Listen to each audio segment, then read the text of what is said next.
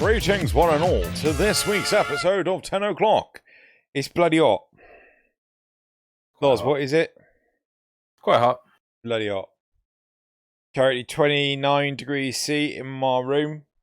I don't know what that is in Fahrenheit. 30. Wait. For me. Oh. It's 84 degrees Fahrenheit. Like, I can understand if we used Kelvin as a method of measuring temperature. Isn't Kelvin like Fahrenheit. 0 with absolute what's called being? Yeah. Yeah. Okay. Yeah, it's an actual method where the temperature of 0 is 0. It's like, that's a good point. Like, I can understand that. Celsius, I can understand. Like, oh, we're going to base it around water because water is really important temperature-wise to do with freezing and the boiling point of water. Brilliant. Very sensible. Very, very sensible. Oh, Fahrenheit. Well, that's just stupid. What's it based on? Oh, I can't even remember. Let's have a quick look. It's just silliness. Welcome to Tenno Clock, episode 354. If they put Fahrenheit in Warframe, I'm going to whinge.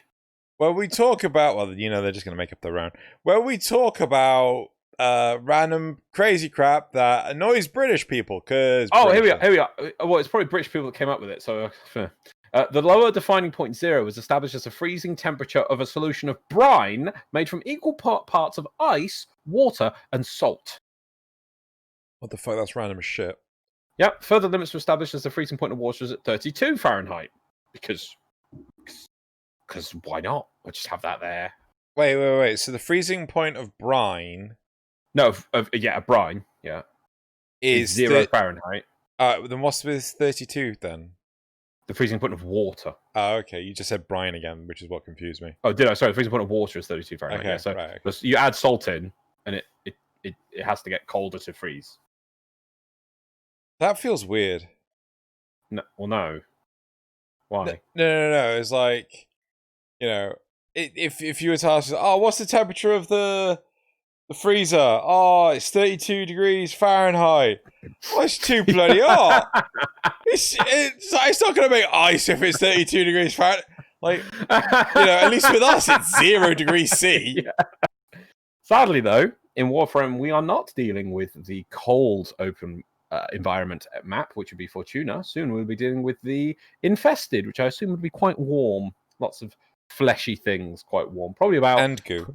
higher than 32 degrees Fahrenheit, I'll tell you that. Right, but anyway... We shall start this week as we start every week with emblems. There's some emblems. Yeah. So just to say, because obviously TennoCon was last weekend, Loz and I made out like bandits with emblems. We got so many. It was just like, it's like the ye old day of yesteryear where we were able to just turn up somewhere and, oh, look, more emblems. Now, I want to say I win this one. Yeah. Because I really like mine because it looks like a event thing. And I actually inspected them. So they're actually called Tenno on the Moon. And it's like it's the moon. Okay. And it's got Tenno script around it. I think it says Tenno on the Moon and Tenno script around it. So I'm like... No, yours wins. Though, I actually really like yours because it just feels so 90s to me. 90s? Yeah, the yellow, the purple, the blue, the neon colours. I could totally see that. Oh, come on, like... did you ever watch Clarissa Explains It All? Or any of the intros from shows in the 90s? That logo, sort of like animated in sort of a slightly wibbly effect. Early totally to mid-90s? Yeah. Okay. Yeah. Before, like, we were like, yeah, we tried that. Should we not do that anymore? It's like, yeah, let's not do that anymore. Gotta do the 2000s soon. Oh, God, the 90s. Late 80s, early 90s. God, what were we thinking? Anyway. We're gonna move on from that. I'm gonna try and say this from now on for every episode, but we please, if you are listening to this, do like and subscribe to the channel. Like the video, it does help. Also, I'm gonna say put comments because just to let you know, every comment will be read before the next episode begins. So I often feel with YouTube videos that they say comment and you just feel like, oh, you're totally wrong. You want the person who's listening to read your comment, and then you know they never do.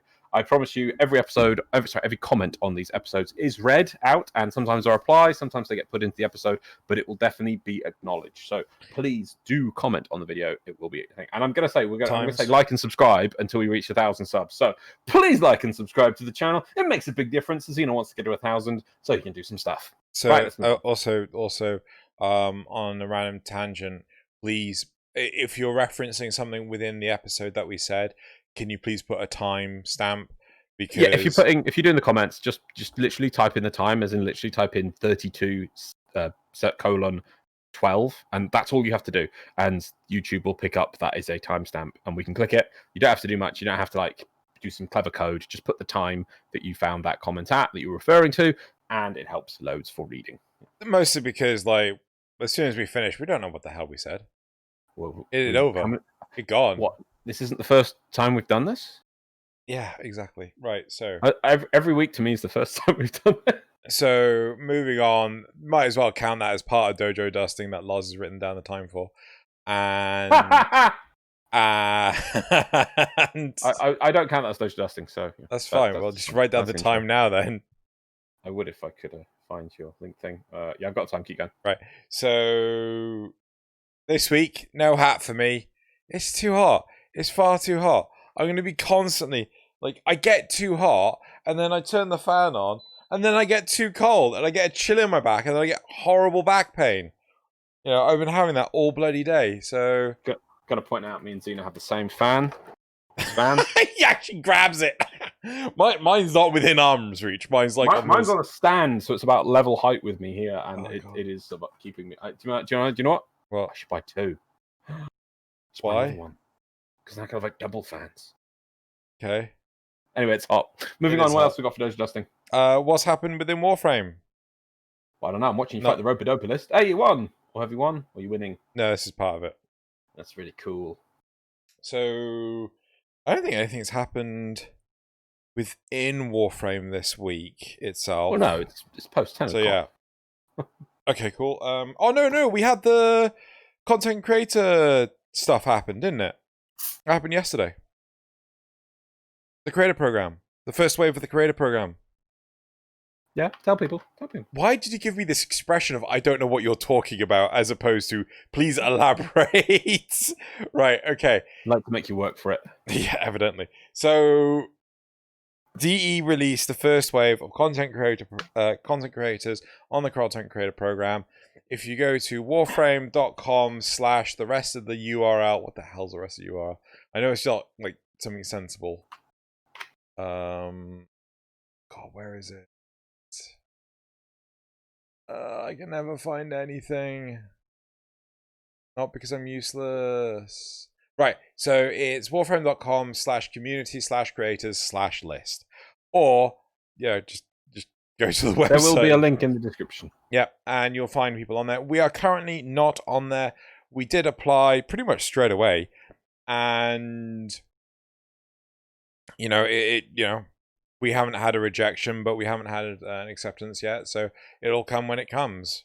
You know, we're just waiting for DE to process the literal hundreds of people that actually have applied. So, wasn't at all salty that he wasn't in the first batch. Wasn't at all salty. Okay, if he's going to bring this up, I threw a mega tantrum. Didn't call me and was like super sad and was like crying. Like he was just like wailing. It's just like... The best thing is that Discord cut out that because it was just too high-pitched and painful.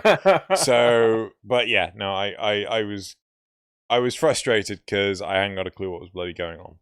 So, moving on to... What do we do next? The graph? No, wait. We're not doing the graph. We're doing topics?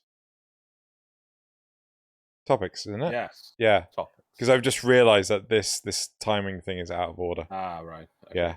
Right. So, the topics for this week, to just cap over them. So, we've got 2 this week. We're going to try and go back to doing 2 a week. Oh, yeah, I'm not wearing a hat because it's hot. Just thought I'd reiterate that. So, first topic for this week is... should Arcwing be disabled in the heart of Deimos? Oh, there was a Reddit thread about this. Yeah. Stop that. Yeah. Right. The second topic is Corpus / Oh. What? It's had 5 upvotes. It's been up for 5 days. It's had 59% upvotes. Well, Ain't gonna happen. Upvote it more then. Right. Corpus Entrati Hybrid Max. Right. So that's the second topic. Right. So going straight on to the first topic. There is going to be fast travel so long so long distances will be less of an issue. Removing Arcwing means K-Drives and Necromechs might be used for a change. It's a smaller and more dense map, so Arcwing would make it feel even smaller. Fortuna proved that you cannot just choose to not use Arcwing. Unless you play solo, everyone else will just blink to the objective and leave you behind. Being able to blink past all the scenery would take away from the experience. I'd rather be rewarded. I'd rather have the rewards adjusted for a slightly slower travel speed than to have to constantly switch to Arcwing to get from point A to point B. I'm totally with this. Totally with this on so many levels.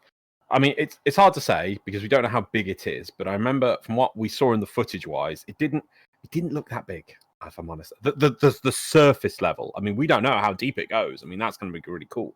But as far as we know, the surface level didn't really look that big. And I remember, I think Steve said in the interview afterwards that it's a more smaller, denser experience or map. So I don't know. I just don't think we need this. Also, looking at the way that the because it's smaller, I always forget this word. Bounties. How do I always forget bounties? Bounties. So the way the bounties were looking is that, like, you kind of, that's from what I can tell, you gained access to the lower levels. So I assume it's going to be quite similar every time. Maybe with, like, you do a first step to unlock it or go down. If that's the case, there's not going to be the need that, like, Fortuna, I still feel I would love to get rid of the Arcwings, but I can understand that it's like people who just want to get to the next bit really quickly. It is faster. I'm not going to deny that fact. But with this, I don't think we're going to need to, because we're going to come up, go see the mother again, who's going to be there, give us the next bounty, and it'll be like, right, you need to go over there, which isn't far, because it's not about going between points on a map. It's about going down. So why are you going to need to use Arcwing? I really feel that Arcwing should just be disabled on this. I am in agreement. I mean, so when, I think I've said this before, when Arcwing was announced for Plains of Eidolon, my gut reaction was just to exclaim no, like, you shouldn't do this, because you and I know all too well the after effects of flying in World of Warcraft. As soon as you get flying, then you're never touching the ground again. You're not engaging with the monsters. Oh, there's a mineral node there. Up, down, up, down, up, down. Like, I know all too well. I used to do that a lot. So I feel that though flying has its cool...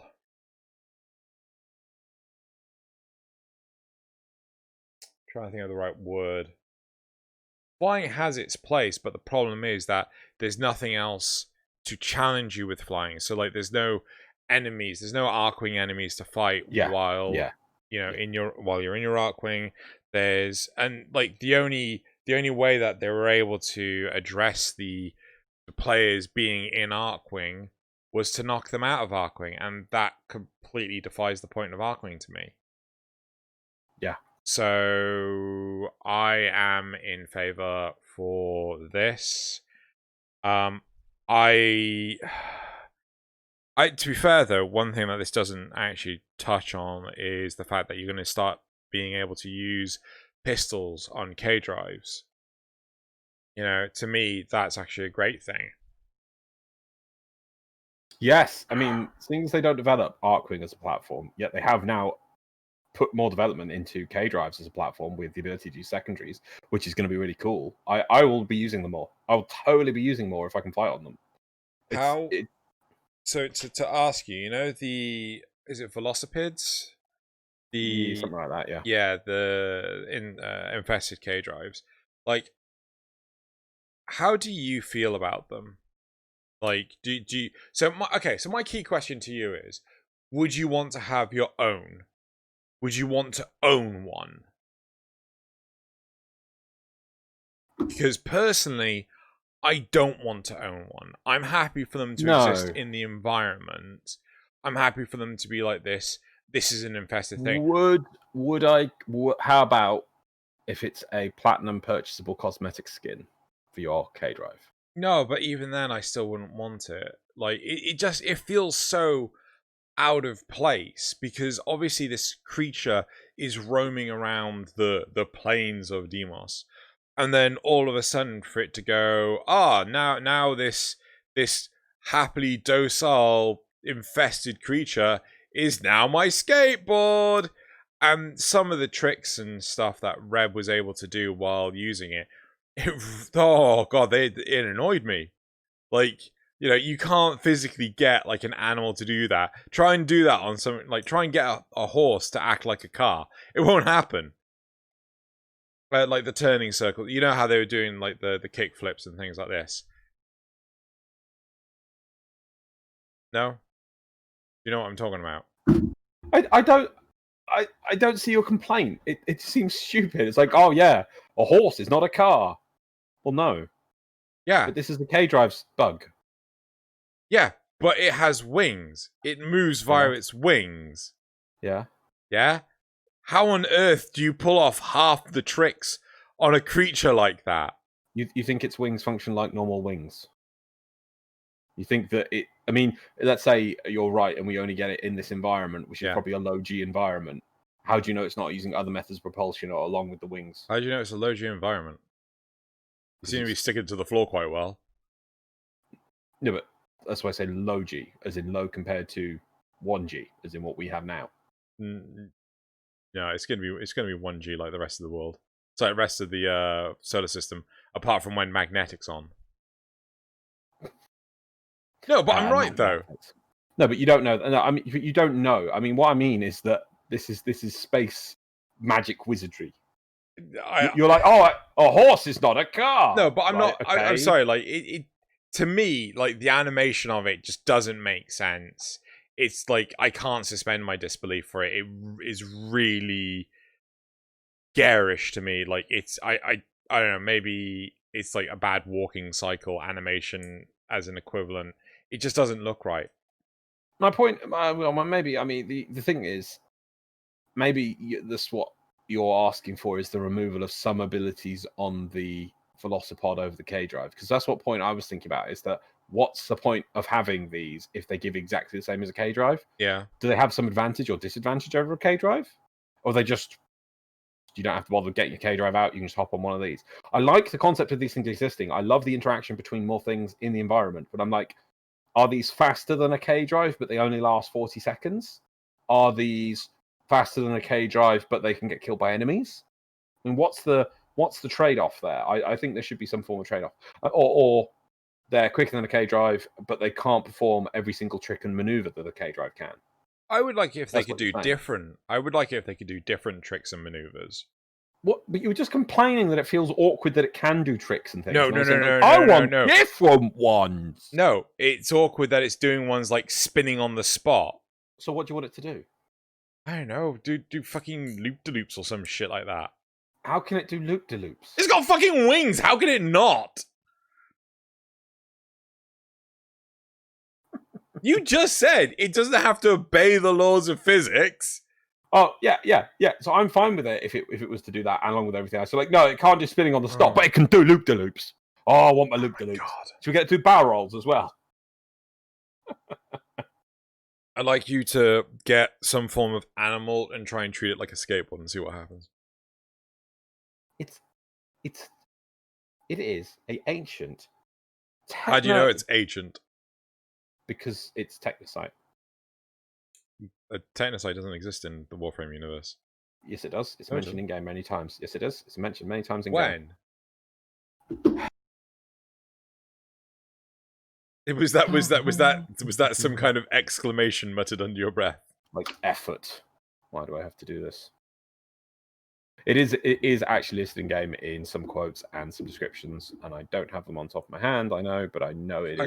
People will probably be able to get through it. I guarantee you it's still in game because I remember seeing it recently. Okay, fine. Yeah, I'm not going to go look through them. Maybe it was under... Let me have a look at Neurodes. Anyway, I'll go do that later. Okay. Nope. let us. The point is, The thing is about Arkwings, not about bugs. Arkwing's gone good. Arkwing's gone good. Well, Arkwing. if they do it. There we are. Nanospores. Fibrous technocyte tumor. Do you have anything more recent than that? Freaking nanospores? Yeah, is that, like what do you mean more recent? One of the old. You know that they changed that they subtly changed crap in the background all the time. They probably haven't seen.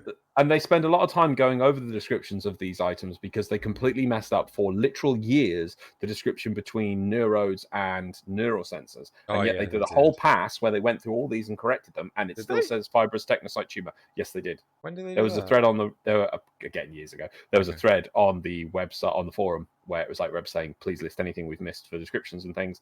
And that was one of them. Like, "Oh yeah, we should totally sort that," and they have now. It's like, okay. And still, it's a fibrous technocyte tumor. I think there might also be some comments from either the Fantis or something like that as well. There's somewhere in the game, but there you are, technocyte tumor. It's in game. Fine. Sorry, it's just like I find it very. What? I'm trying to think. Maybe there might be some in the sacrifice actually. The sacrifice? No. The sacrifice refers to things like the helmet strain of the infestation. Pretty sure it doesn't reference the technocyte. It could in the... What does he call it?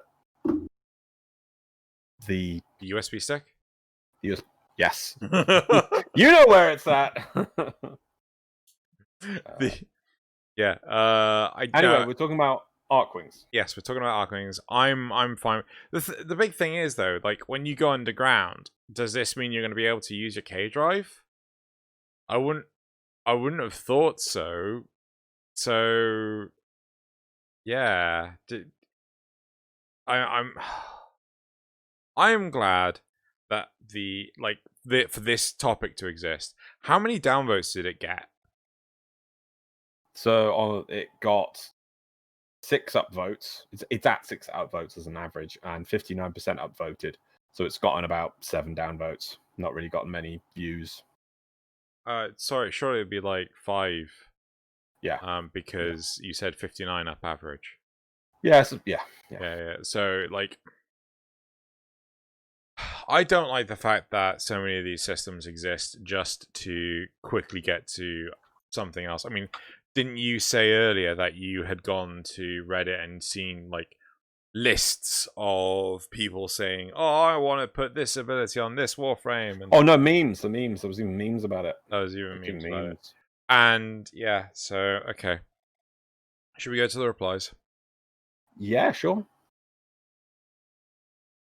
I don't care if Arkwings are a thing. I'll just play solo or with friends and never use them because they honestly break the experience and atmosphere of exploring Deimos and its infested horrors. Also, hopefully a lot of the world is underground. Yeah? Fair point. In my opinion, they should just disable Arkwings on all open worlds and make them a vehicle for each. Then make a vehicle for each of the zones. Okay. That's a bit of effort. I think the K drive works pretty fine for that. While I would like to get them from A to B as fast as possible, I feel the degree of freedom that Arkwing gives players is way too much, and it really hinders the development ability to make engaging encounters. Why engage with them in patrols and spawns if you can just blink away? Yeah, that's a fair point. I'd love to see them just try it on this and then maybe go.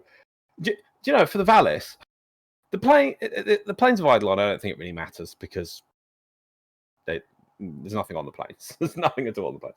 But I would like to see a new content drop for the Valis where when it goes too cold or they have like a snowstorm version of it for boss or harder or something, and then you can't use your Arkwing during that phase. No, I just think I get what you're saying. It's like it's too cold to use the Arkwing. I mean, I get what you're saying. At least that way you'd stop. You would, as a test almost, you could take away the Arkwings from people on this map to see how they experience it in the new thing, but not take it away because we all know what happens if you just take it away from everyone. They whinge. Oh, they whinge. But I feel that part of the problem with you're preventing them from having it in Heart of Deimos, they're going to whinge anyway. Like I feel, it takes. Well, if it's small, would they really whinge? Yeah. Of course. Sorry, and in addition, we're getting fast travel as well. But yeah, you're right. People will whinge. Well, it's the thing is, it's not about how long it takes to get from A to B. It's the perception of how long it takes to get from A to B. Yeah. Right? You know, it's like, oh man, it's so cool to travel via this method than it is this method. Yeah. Yeah. Even if some steps of the loop, let's say the gameplay loop for the bounties, will have just instant teleportation from like an endpoint back to the person who gives you the next one, there's still going to be complaints of like, oh yeah, but after I've received that, it takes me all of 30 seconds to K-drive, or 20 seconds to K-drive to the start point, when I could do that in 12 seconds if I had an Arcwing. It's like, just stop. So I'm really hoping we don't get it. Yeah. So that's it for that topic. Should we move on to the section? Cool. Next topic. Cool, right. So, Corpus Entrati Hybrid Mechs. What if there was lore that the Corpus salvaged an Entrati battle mech and managed to create versions of their own? Hang on a minute. What? Keep going. Imagine how awesome that would be to have Corpus and Orokin hybrid technology with more Corpus bosses or mechs we can pilot and use for any mission. I swear someone's been playing either watching Macross or Robotech, because I've only just realised it's like, you are aware Entrati is 2 letters different from Zentradi, which is the enemies in Macross, or No, I didn't know that. Yeah, they're the Zentradi, and it's just a Z in front of at the start, and then the second T becomes a D, so it's Zentradi rather than Entrati. It's like the same. It's almost the same word, and I'm just like, it's just when you said it then, I'm just like, oh, I'm kind of sad now. It's like, why are you sad? Because space cancer. Because space cancer. Okay, cool. Right. I don't know how do you feel about the Spec Marines? Beth. How I'm also going to Games Workshop here. I'm talking about Warframe, but like, how do you feel about them? Like, how do you feel about the corn on the cob Marines?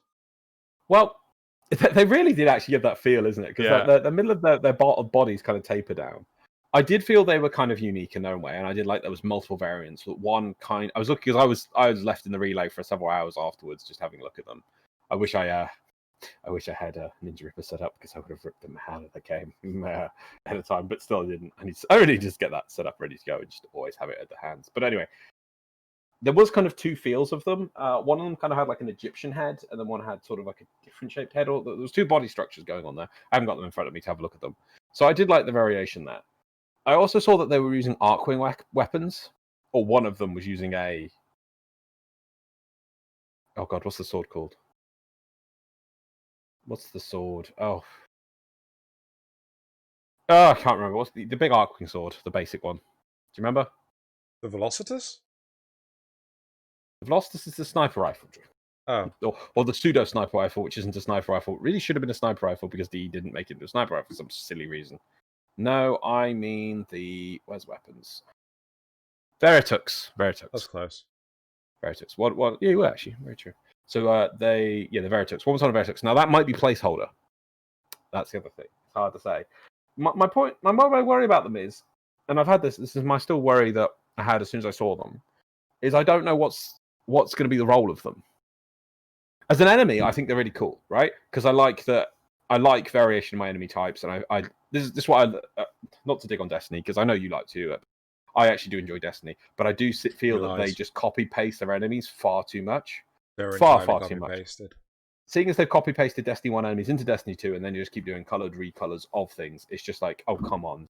Maybe they're doing new stuff in the new expansion. I haven't seen that. Probably not. If that's the case, but still, we'll see in a few months when it comes out. But compared to Warframe and what DE try with new enemies, new enemy models, new shapes, new movement types for enemies, I just think they blow them straight out of the water. And this is great, that we're seeing not only the Infested, which, God, they're crazy what's coming up with that, but these are kind of new expansion of the Orokin, showing like a subdivision thereof. I love that idea. It's like you can see the fundamentals of the Orokin design in there, but obviously it's unique to whatever's going on Demos. They're like, oh, we need to build our own protectors. Bam, there we are. These aren't like DAX, which are just like mass produced for the whole empire.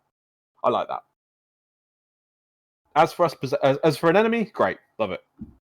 As for the look of them, they're a bit Space Marine inside of a Space Marine. That's fine. It's all right. They also, because I also feel they've got a kind of 1930s, especially the arms, like robotic warrior space enemy kind of feel about them, which is great.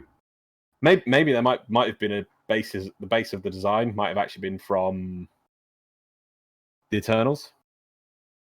Potentially. Like, one of the things that I find really interesting about their design is actually, like, I felt it more when they were actually in front of me. I tried to find some screenshots now, and I just couldn't find any. But I feel that they were more... There was a Corpus one, and there was like a Grenier one, as well as the one that we There's actually... two. There's There's three. by the way. There's three. No, there's two. But there's they three. had different weapons. There was two. I will show you in the game footage of the demo. There's three. There was three models, but one of them was just a repeat. Was it? Pretty sure. I'm trying to make it the big... Did I take pictures? Did I take pictures when I was in this? I didn't. I think I did, yeah. Got lots of emblems. No, they do, like, pretty freaking hard to... And obviously, we're going to end up sharing this with each other, and no one else is going to be able to see it at home. So I put the timestamp there. And you'll have to make it big and everything. But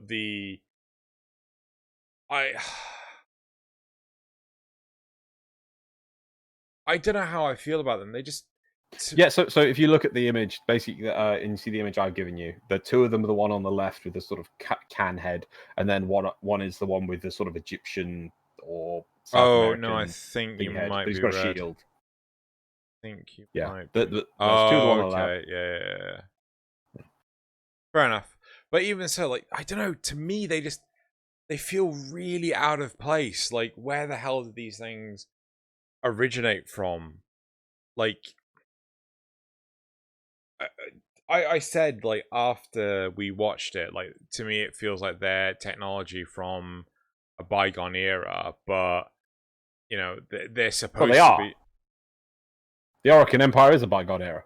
Well, no, I mean, I was saying, like, before the whole war with the sentience and everything. Yeah, you need to... I really feel you need to take that concept and bin it and remove it from your mind. Yeah, so, like, no, I get that. I know I was wrong. Yeah. But my point is, where the fuck did these things just come from?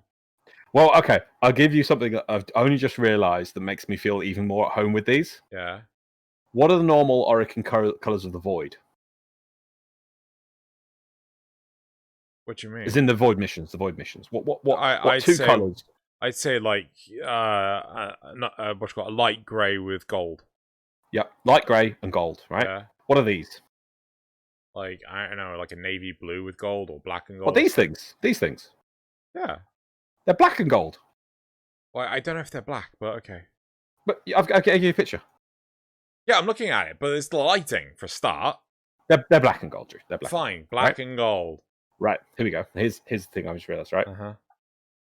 Prime Warframes come in two varieties.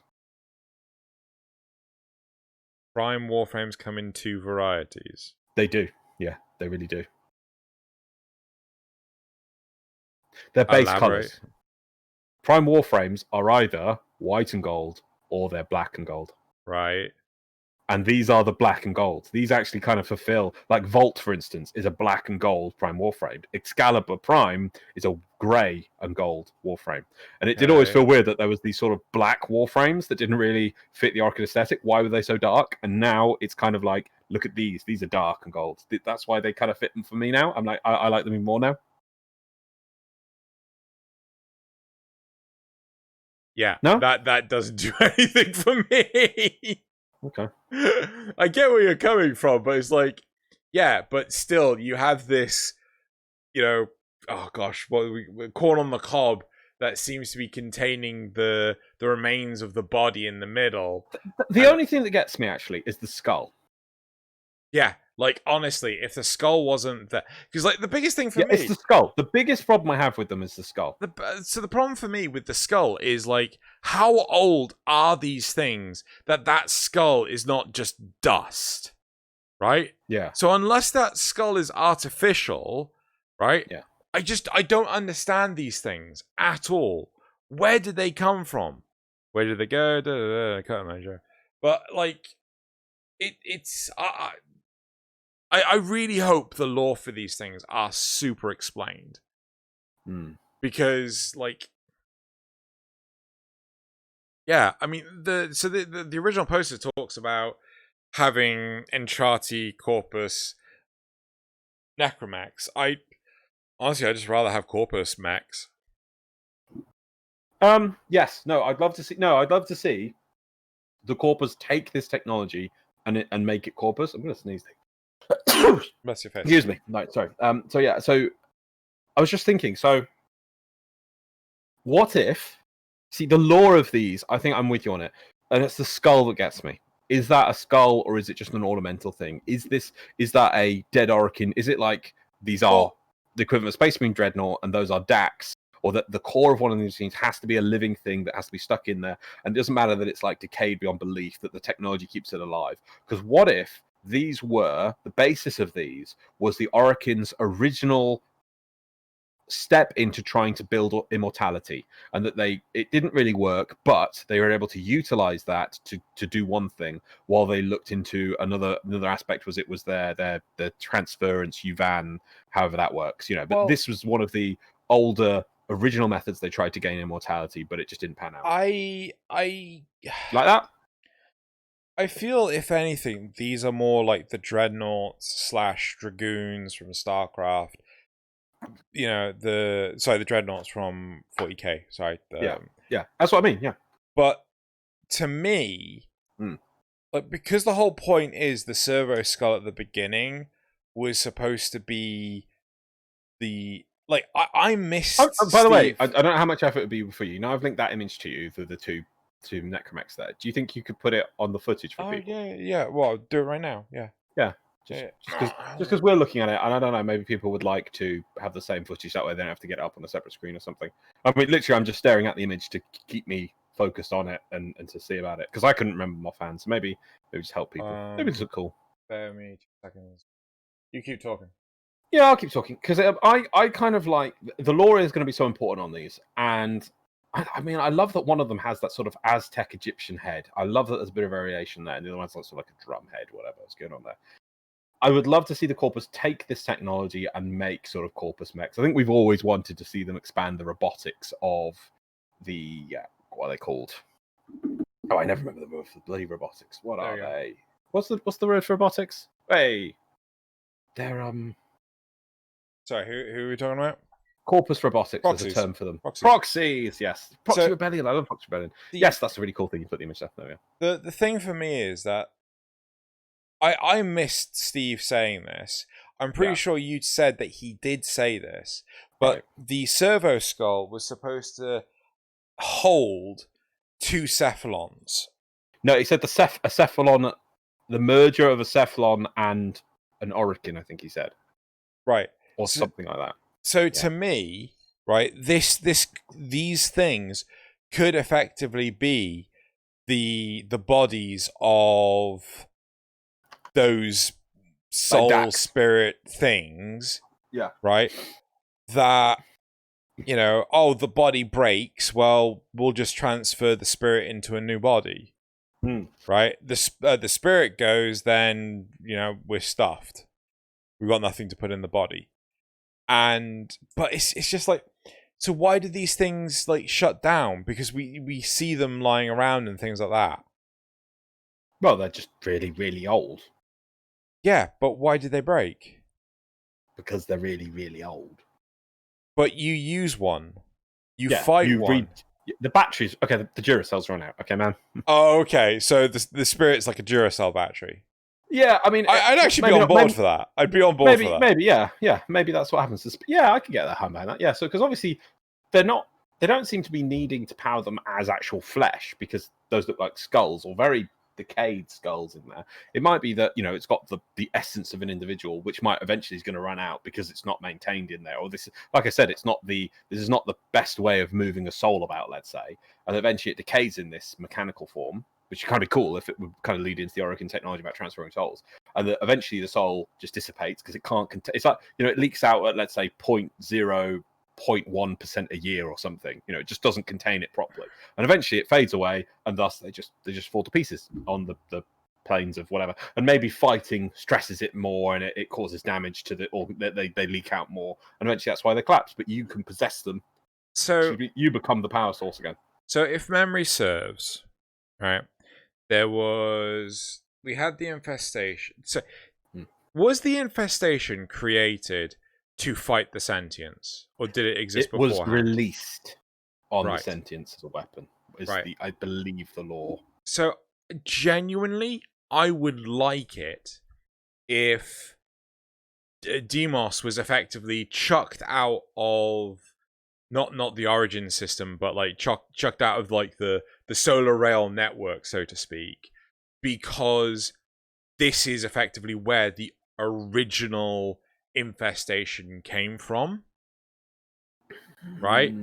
So this is like the infestation pre sentient war. I think it was made in a lab. I don't think. Yeah, but why isn't the lab on Deimos? Why do we need to see the old lab for the infestation? You don't need to see the old lab, but I mean, we know that there's we know that this is already going to be a start point for like the void and the essence of us. I don't think it would be good to also have it being linked to the start of the infestors. When we say the start point for the void, I mean, are we saying like in terms of the narrative, or are we saying like, no, this is where they created the void? They created the whole of the void subspace in here. We don't know. We just know that there's the engine or whatever, and the heart, and it spins, and it's got to be fixed. And I can't remember the exact quotes, but Mother said, you know, this is what makes you special. This is background to what makes us special. So I just think that needs to be the focus and not the infestation. I just feel like there could be a lot of plot and lore and stuff that's just completely glazed. I'm going to take this off the screen, by the way. That's fine, yeah. I feel that a lot of plot and stuff can just be completely overshadowed by just that one point of, you have to fix the heart of Deimos. Yeah, I really think it's going to focus on that. But let's say, let's say this was the start point for the infestation. Yeah. Run with it. So if this was the start point of the infestation, these sentries, so to speak, they could also be the start point for maybe some Cephalon technology. Like they needed, maybe they needed warriors that could not be infected by the infestation in order to fight the infestation. These automatons could actually do that. Maybe the Intrati family, they are a family, aren't they? That's what I understood. It is referred to as a family. Yeah. So maybe the Intrati family just basically went, yes, all you, for lack of a better term, corpus servants, we're going to be putting you to work. Execute them all, capture their spirits, and shove them in these suits, right? Because the whole idea is that, but then the infested can't get into the void or whatever. Maybe it's too damaging to them, but they still taken over the planet. They can get at the heart, whatever. But instead of the Orokin going, right, we're gonna burn the infestation away from Deimos, they don't have the capability of dealing that, exterminatus. It is an exterminatus where they just basically wipe out a planet, isn't it? Exterminatus, yes. Yeah, okay, cool. But, they don't have that ability, so what they do is they just push, effectively, Deimos out of orbit from Mars, and then the infested can't get back. Can't get back where? To the rest of the origin system. But they do make a reference. Oh, I see. So you're trying to also fit it in with the main storyline that kind of points out that the infestation isn't around the solar system until Once Awake, where they get released from a Grineer lab. Exactly. Right, I can see your point there. I approve of that point. Yeah. But I don't know. I feel what I want to know for the infestation from this expansion. Yeah. It's called an expansion. Is I want to know. I don't really mind how they got onto Demos when they got onto Demos. They're on Demos. They're trying to get to the heart. What I want to know is what is their goal from attacking the heart, and what is it? And what is it they hope to get out with from that long term? And are they ignoring the fact that Mother is like part infested or whatever? And I think that's quite interesting because it doesn't seem like she's trying to control the infested to let them in. Yeah. She's trying to fight them and get them out for some reason, but still infested herself. So is the generic infested possessed? I suppose this is the grey strain is the term, but how does that fight with the normal strain? Those are the Helminth and the normal strain is what else we got. Do they have a main consciousness and a goal in mind, or are they just infest? It's the goals that I want to see. I'm not too fussed about the past. I want to know what's their plan going in the future. So what happens when we meet sentience or the infestation? Why do they want the heart of the void? Do they want to get into the void? Do they want to find a way to eat the sentience? Well, what's going on there? That's what I want to know. So if memory serves, the there are various different strains. There's also whatever crap, what's the name of the I want to say Niwa? No, Niwa is the Myconians. I can't remember what their strain is called. Then you have the Myconian. You also have the Mutalist strain, but that's Haladvise, yeah. Yeah, I think that's like quite a minor strain. You also have it has control of all the areas. Does it? No, I don't. Sorry, by minor I mean I don't think it's diverged that much from the normal strain. Sorry, my bad. Like, and then there's also the whatever the emissary quest. I can't remember the Nightwave. Is that strain as well from Arlo? Is that the name? Oh, the Arlo. That's the Arlo strain. Let's say, yeah. Yeah. So there's a number of strains from them, but I don't know. Is there sort of like a Zerg overmind that is effectively controlling them and telling them what to do? Right. Yeah. So I mean, for the longest time, like Loz and Dia are like, I don't think we'd say we're prolific Trekkies, but we do really enjoy Star Trek. And, you know, the motivations of the Borg, well, it was, what, yeah? In the trivia page on the Warframe wiki for the Myconian colony, it says Niwa refers to the infestation as mumblers. Whether or not the rest of the colony calls them that remains unknown. Right. Mumbler strain.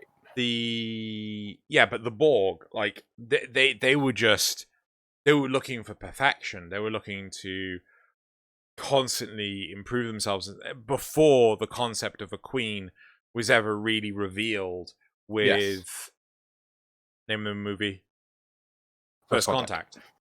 You know, so I would like to know what is the motivation of the infestation. I'd like to think there is much more than just infest. You know, just spread. So make a good point with the Borg. The Borg, we don't, and I hope they never do. We don't know the true origin of the Borg. Oh yes, we've never been shown that, and it's. I'm not to put my. I know I'm going to complain, but it's the same thing with Doctor Who.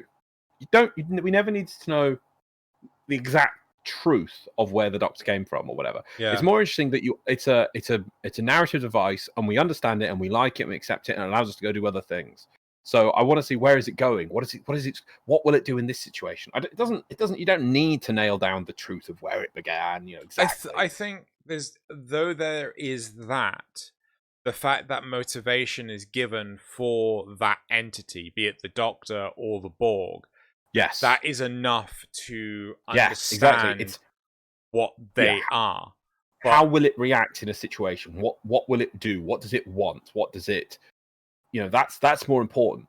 But the You know, problem, who is it? Not where it came from. but part of the problem with the infestation is that we don't have that motivation apart from Infest, yeah. Well, no, apart from like Arlo, who there was like there. I feel with Arlo there was a higher form of intelligence behind the infestation, where they were trying to what's it called, subtly through other means spread, like through a cult, which actually surprisingly worked very well. Yeah. So was that Arlo aware of that and it planned, or did the infestation come up with it when it possessed Arlo? And was there a separate entity in command of the infestation that chose to do that route of controlling a host body for once? You know, it's really interesting.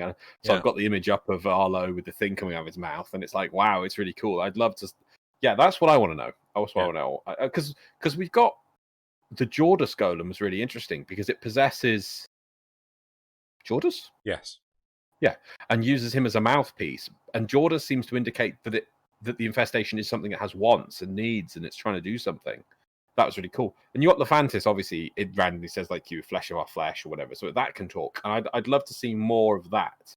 Give them, and not like a person you can talk to, but like a nameless desire and goals. You know, that of an arching thing, like a hive mind-esque thing, maybe. But I do multiple, feel like the StarCraft way of what is it? Is it the grave mines or overminds? There's several, isn't there? There's only one. But there's several submines or something, isn't there? Hive queens. There's several hive queens. There's a difference between a queen and the overmind. The overmind there was only one of. Right. And when Tassadar killed himself to destroy it, the in Brood War, the overmind was slowly coming back, but Kerrigan effectively killed the overmind, so she, with her psionic abilities, could become effectively the new overmind. But then she made the queens, didn't she? No, the queens existed before Kerrigan, but she improved the queens so they could manage several of the broods. Right, so they gained a bit of independence and became like Zargara became like the most independent. Yes, yeah. But there are other ones in the lore, obviously, isn't there? Yeah. I'd love to see that sort of like what is there a one overarching or sub ones? I assume there are sub ones because that allowed Alan V to build his mutualist strain. Yeah. Which was kind of like, it was different. It is, you know, so I don't know. But at the same time, I'd like to see a core one as well, right? Right. I just want to point out, I love our topic is on the back to the hybrid mechs. Right. Okay. So let's. In all honesty, right? What are we talking about again? In all honesty, Corpus, right? I would just like them to say, "Oh, cool! They got mechs. Let's decapitate our engineers. They're useless anyway, and shove their brains in a mech." That's what I want to see. I tell you actually what I would like to see, and it would be a rounding off of the story. I would love to see Alad V create the Corpus and Tridey hybrid mechs, because then it's a complete round of his story. He gave up on Corpus tech because we beat him and they kicked him out, whatever, and he decided, well, I'll use infestation. He infested himself. We then beat him and he got freed of that, and he realized it was a bad thing to do. He was then taken over or coerced into joining with the Sentients, and he made the Sentient amalgams. And again, he tried to fuse robotics with sentient tech and people or crewmen of sentient tech. And again, we beat the hell out of them. But I'd love to see the amalgams come back in some other form instead of just being bombs that explode. It just seems a bit silly to me. I'd love to see that plot point risk. Or unless that's it for them, and again, it's a failure. And that he eventually comes back and he becomes Alad V that fully embraces the Corpus dogma. Maybe he joins forces with Nathaniel? No. Rod Beck? No. Darvo? New guy. New guy? Everyone else listing the founder. Oh, Parvos Granum. I'm terrible with names. Parvos Granum. Yeah, a Parvos Granum Alad V coordination. He brings Alad back into the fold, and they work together to say, well, we need to beat, because he the thing with it's not a spoiler at the end of the Deadlock Protocol. Thank you. I'm terrible with names. He points out the threat from Tau. I'd love that he looks at it and diffuses like Neff is a lost cause. Alad, though, has failed, he has always been striving to try and get himself stronger for that kind of power. Not in a bad way, though. You've never seen Alad's never conquered a planet or anything. He's always just trying to improve himself to try and get more. And obviously, he's fallen to bad things. I'd love if he pulls him in and makes him the next successor instead of Neff, and you have a conflict between them. And that together they decide to build. It's like we don't need to rely on other people. We need to rely on what we have. And proxies are the way forward. Proxies are safe. We need the proxy and Trati Corpus technology hybrid mechs. Bam. That's what I want. Do you think we'll actually see Parvos Granum during this? Yes. You think? No. Between this, no. I don't think he cares about this. I think he's going to be the Tau. I think, maybe in the new war. Didn't he say something about the Intrati? He does mention the Intrati, their secrets and things, but that is in one of the bits when you're getting the Zavus, the throwing weapon that you don't ever use again. Oh, yeah, another one. And it's one of the flashbacks to when he's young. No, I thought it was at the end, when you beat him and everything, and then he is free of the Granum Void. Maybe. What's his name again? I thought Parvos Granum. Granum quotes. I'll have a look. Because I'd be interested in that. And there is 2 mentions, apparently, of Intrati in his quotes. No, there's one that's the bottom. Oh, so there's only one. Yeah, no, it's in when it's during the Deadlock Protocol at the end. He says, sorry, when you're doing that thing, he says, some doors ought to remain closed. That's not in my worldview. Fire, fusion, void. Progress always comes entangled with risk, with violence. With the precious sample obtained, development is accelerating. The Intrati have kept their secrets long enough. So yeah, do you reckon he'll actually come to Demos and... No, I think he's already looted the secrets of the Intrati. I don't think he cares about them. I'm hoping that he's going to work with maybe Alad and Yuriko and make a new corpus to fight the what does he say? That's where he says the threat from Tau. Corpus is a face. Yes, the corpus shall know a violent restructuring, but with time enough to face the impending threat from Tau with renewed and absolute vigor. I think he realizes the threat is the sentience, not everything else is us being petty. Yeah, I mean, I think Scarlet Spear really indicated that, like, the Grineer were too stupid to realize what was going on. They have no clue. So, Warframe!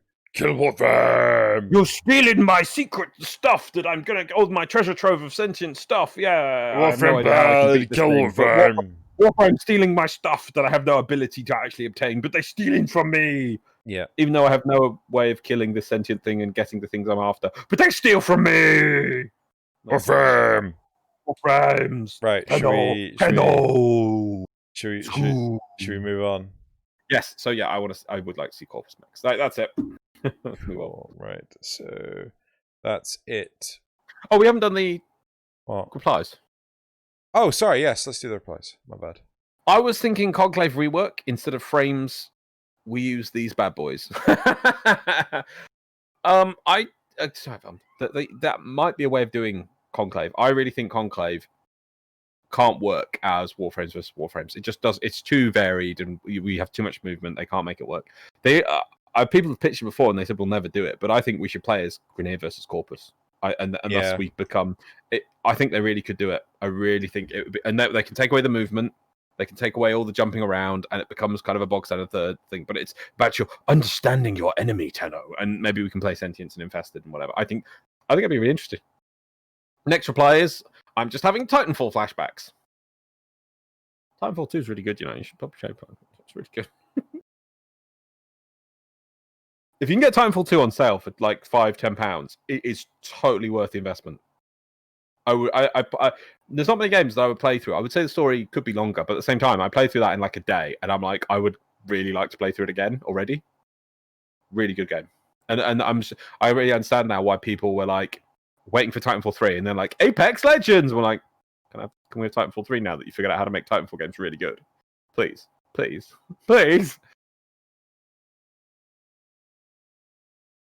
Nothing from Xeno? No, I've never played Titanfall.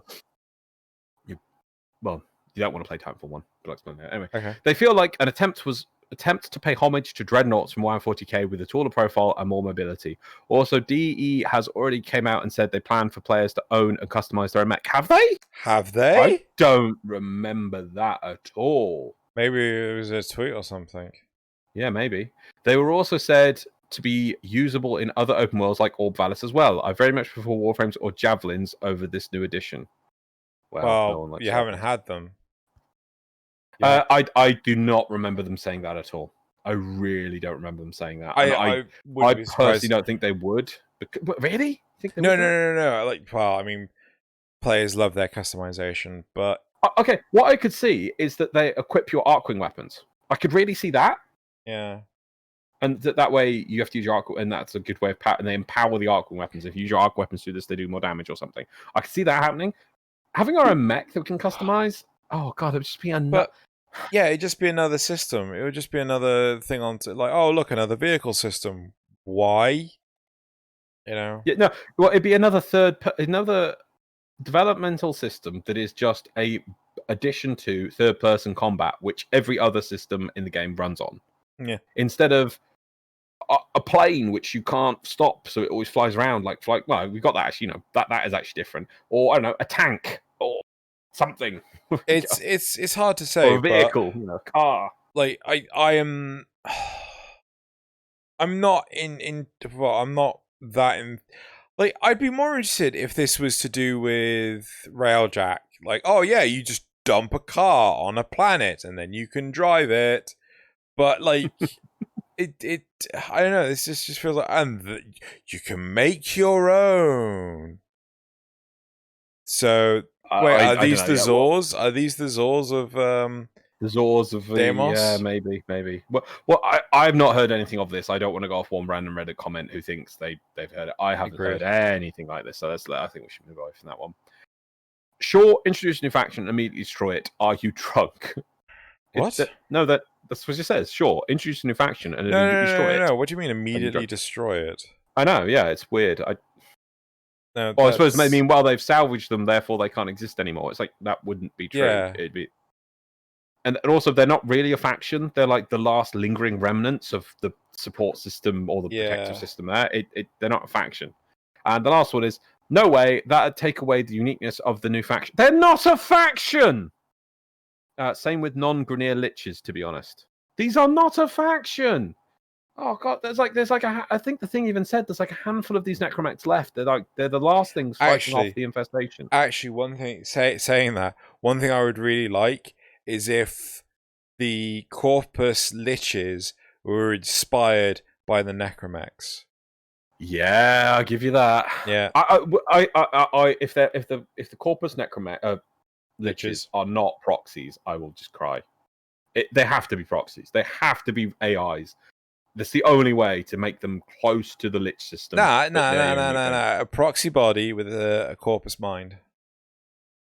They put. Yeah, no, I could totally give that. Yeah. Okay, yeah, they're an amalgamation of using sentient technology to fuse a corpus mind into a proxy form using Orikit, also lifting Orokin and Trati mech unique components. It's just a hybrid fusion of all those. Yeah. So that they kind of, the soul can be repurposed and you kill it, but you don't kill it, and it uploads itself to a computer system and rebuilds its body. If it's not that, I'm going to be sad. It's going to be so sad. Yeah, that's it for the comments, though. All right, so we're done. Let's move on. We're done for the topic. Yep. Right. So hit that button and the topics go away. So scroll back up, and we are now on the graphs, which Loz is now going to take the time for. Yeah, I'm just going to put my memes in. Just give me a sec. You don't need to put the memes in the document, do you? No, yeah, you do. I want the memes. Otherwise, I can't see them. Right. Yeah, exactly. So we're going to go on to the graphs. Okay, and now I'm going to write down a topic. So, all the, as you would say, lovelies out there. For all the lovelies out. You do like saying that. I don't think we've done 12 hours of this yet. No, not yet. Right. So, are you gonna... What? 12 hours? What, are you asking if I'm Are you gonna pitch that to people? Announce that? Are you gonna? I need to talk to my parents first. I need to make sure that they're aware that I'm gonna do this before. Would you want to pitch it to everyone and see if what the people listening would say? Fine. Okay. So, would people be interested? Would people be interested in a 24-hour Heart of Deimos run on Friday the 28th of August. So basically, the week Heart of Deimos comes out, I'm actually on holiday visiting my folks. Now, my folks live in the arse end of nowhere, but they also have a good internet connection. So I could potentially do a 24-hour stream, unlike where I am right now. Like, so it depends entirely on whether or not people would want it. But I don't know. Normally we do it. The open environment comes out in about September, October, November of 1 year, and we do the 24-hour stream in about March, April of the following year, which gives time for additional content to appear and for the bugs to be ironed out. This would be done in the first week of release. Yeah, so there might be bugs and hotfixes. We don't know. So it's you know, we'll ask the card, see what people say. I mean, do you remember how many ways we broke both of the other open environments in this 24-hour period? Yeah, like you could. And this one wouldn't even have bug fixing time. Yeah, so that'd be hilarious. I mean, nothing stops me from doing it another time, maybe like Christmas, and I go back to my folks for Christmas. And do it then. But it was just a thought, right? I like it. At the moment, I'm going for it. So our first graph. How do you feel after TennoCon 2020? How do you feel? I don't understand the question. 3% said negative. 6% said neutral. And 91% said positive. That's good to hear. It's a simple question, but good to hear. Yeah. So I'll be honest, I'm kind of worried that so many people are potentially positive, like, because I'm just concerned that people will get overhyped. But that's the Xeno Codex away. Right, the next card is... the foreshadowing. Yeah, the next card is, how do you feel about the Helminth mouth? Right? I think... yes. Yeah, right. We didn't like it. Yeah, we didn't like it. Right, so 9% said that they didn't care. 12% said negative. 24% said neutral. And 55% said positive. I don't know what to say. I mean, either I have no sense of taste or I am not one with the memes. Because, like, I just cannot get on with that mouth. Yeah. Right. People are okay with it, yeah. I did see one reply of someone saying, I can't remember, I do apologize this one, that they didn't want it to be too scary if it was something or horrific, because if they had to look at it every day, they'd feel bad when they had to go donate it, they wouldn't want to. Yeah, that's what I said. Its comical nature does make it people able to go get into it, so yeah. Right. So, I mean, you could just put it in a bucket. Right, so the third card was, how many monitors do you run? Oh, wow. Yeah, I can't entirely remember why this was a thing, but... Well, we were talking about because of the way they did the TennoCon with the displays, that it was like you had to go, I'm back to game. Oh, wow, it's a different thing. And Joey didn't have a third monitor set up. Yeah, that was it. Yeah. Right, so 18% said I'm on console, 32% said 2, and 50% said 1. I'm interested. From someone who endured using one console for the longest time, yeah, one console. It might seem like He means one monitor. One console. One monitor, sorry, yes, one monitor. For the longest time, and having Xeno mock me continuously on it. I didn't mock you, I just kept telling you to get a second one. A very camaraderie ribbing continuously, like one monitor, the upgrade you get from having two monitors just can't be. I mean, I know that Xeno were like, 3 monitors is better, whatever. Just 2 monitors is just a game changer. It really is. At the moment, I'm doing even just on 2 monitors, I'm doing 4 different things, and I imagine Xeno can do about 20 bajillion different things. But just having that one additional monitor so you can do one thing and watch something else is just night and day difference. Yeah. I would even say it's more important to get a second monitor than upgrading things like RAM and graphics cards. The amount of utility in every single thing you'll do that you'll get out from doing it. Depends. I mean, oh yeah, okay, yeah. It's going from like a So- terrible graphics card to something amazing. Yeah, okay. That like, you know, from a £100 graphics card to a £1,000 graphics card. Yeah, there's probably that. But you know what I mean? Like Yeah. a regular update is not going to be as big as getting that second monitor. So Yeah. if you can get that second monitor, guys, it does make a But world it's of honestly, it surprised me. Like, yeah, that there was no 3 or 4s. I like, honestly, I was. yeah. Well, there was none. There was none. Yeah. At least I'm pretty like, if I'll double check the results. Well, I'm going to look to get to my third monitor soon. 1, 2s on one console. Yep, there's not a single 3 or 4. Wow.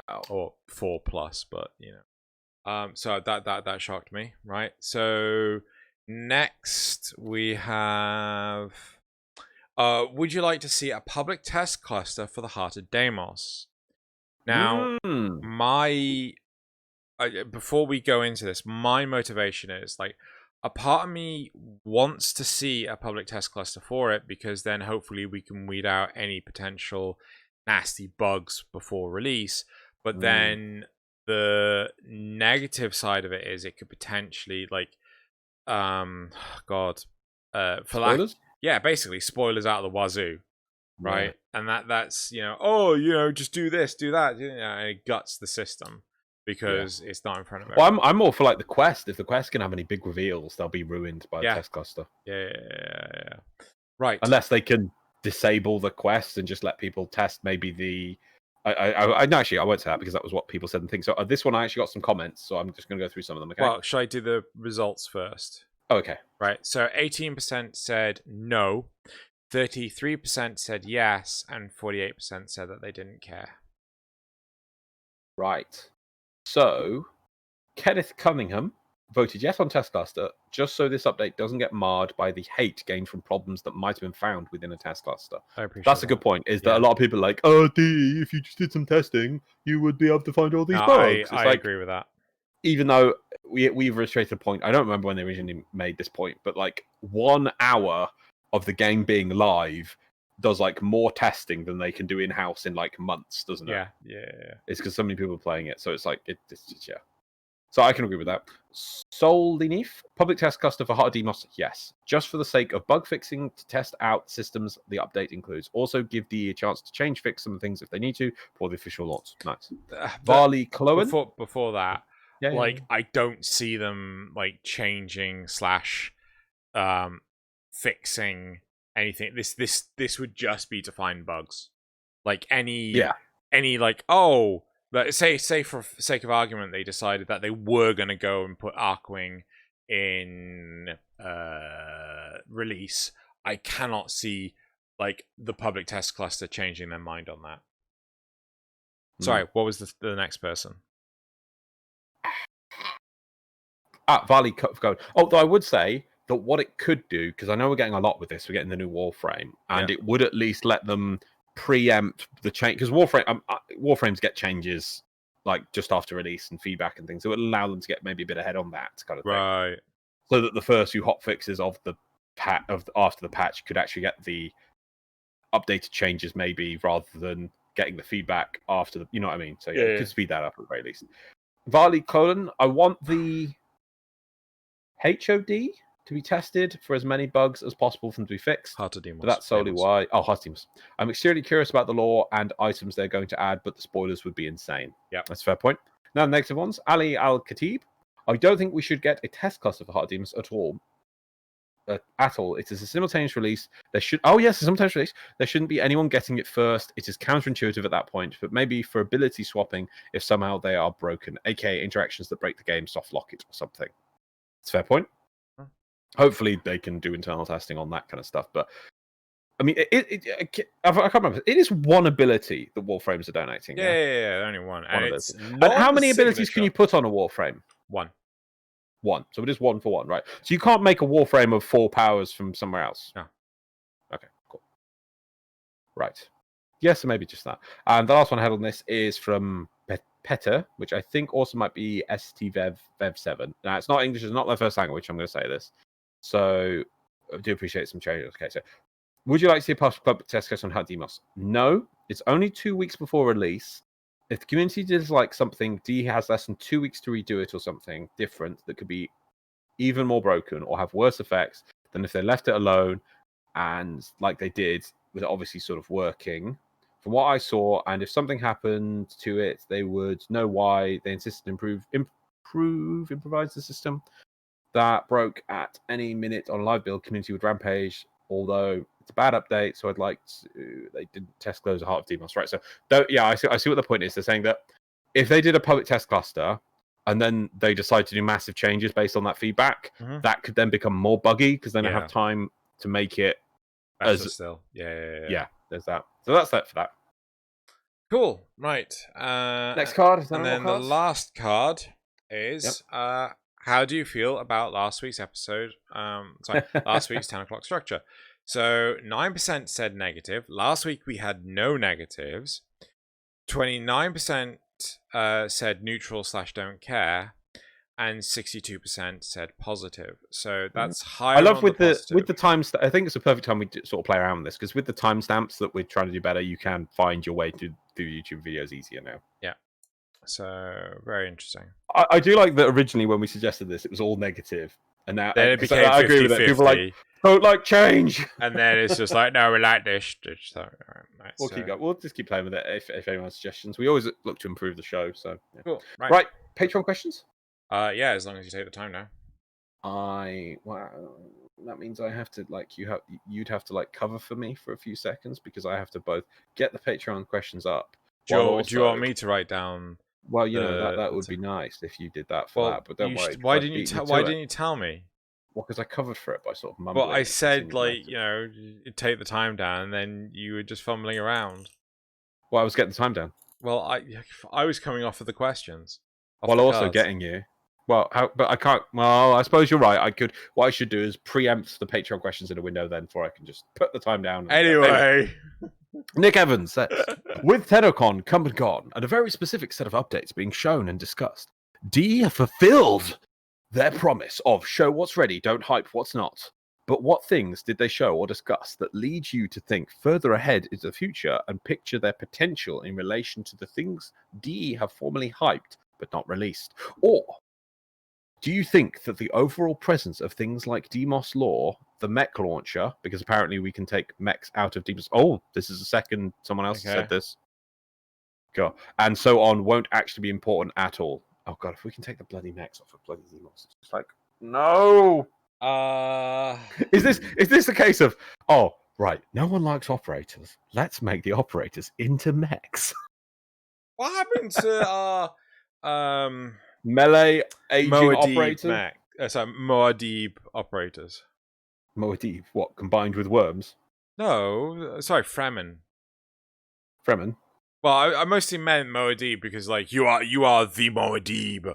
Moadib. But, what happened to our Fremen-based operators? Nope, we are just a kid in a suit. Didn't we have Megan at one point on here, and she said, like, oh, your operator's going to age? Yeah. And we're like... Episode 200 totally gonna 10 o'clock. Like, they're going to age very slowly. Maybe that's the thing. I would really hate it if that's the thing. If people put all the stuff into the focus and like, oh, but now you got a mech. Oh, God. Just don't. Yep. Just don't. Right. Oh, as for Nick Evans' question... I think nothing inspired me for any of the upcoming stuff. I just felt a relatively large disconnect. I hate to be so Debbie Downer. You don't like where the lore's going, or? Well, no, I just don't. It wasn't the question to do with like the previous stuff that they've teased, like the new War or Plains of Deviri. Like, I don't see a connection between Heart of Deimos and the old teased stuff. Because, understanding what the void is, where our void powers come from, couldn't possibly have any implications for the Deviri paradox. It could, but I mean, we had no real understanding that, hey, look, here's Deimos. Here's the Entrati. Oh, yeah, there's the heart of the void. That's a real thing. And we made the void. I'm like, where the fuck is this going?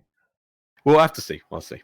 Now, moving on, Nick Evans also says, Zaku, a frame based on void corruption and stitched together from multiple Warframe parts. Wraith, a frame based on gathering Solus to power their abilities. Was that a thing? Okay. And an alchemist frame based on mixing powers and the serpent symbiology of old alchemy. With these frames all set to come out in the next 5 months, DE shows no sign of running out of plans for new frames. What broad theme, such as Dancer, Beastmaster, or Mythic Being, do you think is most likely that DE will pick for the next year's first Warframe, based on the logic that they don't release 2 frames with similar frames in close proximity? God, this means we're going to get a time frame at some point, aren't we? No, I don't think we are.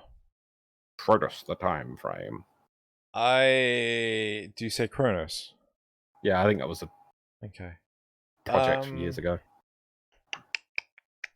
What would they do? I don't know what they could potentially do. I mean, it explosion frame! Last one says explosion frame. There you go. Explosion frame. Though I would say that the concepts they're working on are becoming more elaborate. Yes. What did we have? Frost. It was the frost frame. Ember. It was the fire frame. Magnetic frame. What do we have now? We have this is a broken Warframe that uses multiple abilities and components from other Warframes. Well, it's the thing. What is this frame? It's an alchemist frame that also uses a serpent system and does poisoning and multiple things from abilities. What's that one? Is Wraith. I don't know what Wraith is going to do, but yeah. Bones. I don't know. So, which broad themes such as Dancer, Beast, Master, or Mythic Being? I think Dragon. We had Dragon. Chroma's Dragon. No, we didn't. We had a dude. We had a dude wearing a coat. We had Coat Man. We have Trench Coat Man. We do not have Dragon. Now I'm imagining that Chroma is 3 small children with a trench coat and like a horse skull for a dragon. And they're like, we are a dragon! Right. Anyway, I don't know. What could they do? Dancer, Beastmaster, Genie. Leprechaun. Chupacabra.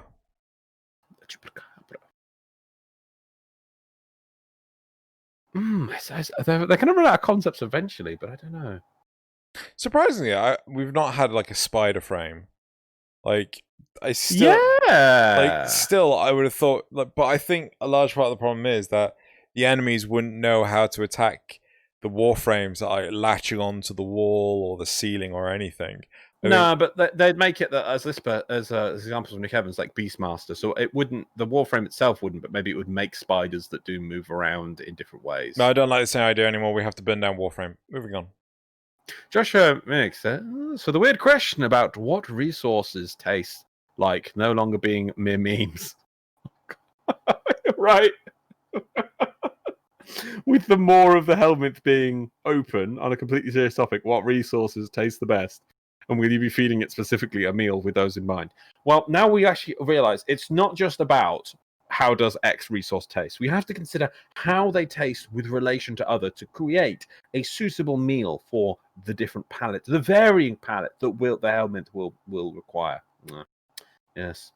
It's a humble task, but as you see, once again, 10 o'clock is ahead of time. See, I'm just like, you'll eat your neural senses and like it. Oh, dear. Yep, there we go. We're going to have to...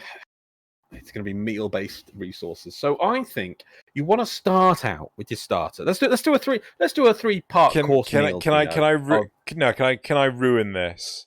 Right, go for it. So you are taking these like en masse resources, and you're feeding the Helminth. Sorry, you're feeding Audrey 3, right? Yep. And you're taking its excretions and then stabbing yourself and injecting yourself with the Helminth poop. You still haven't ruined it. How have I not ruined it? Because we're going to make a 3-course meal. Out of Helminth poop. You can't feed it Helminth poop. So I think you want to start out with a very basic neutral ferrite. That's a good basis. So that's your starter. Get your ferrite soup going on there. Then we're going to go on for your main course. Give it some iron. 2 things.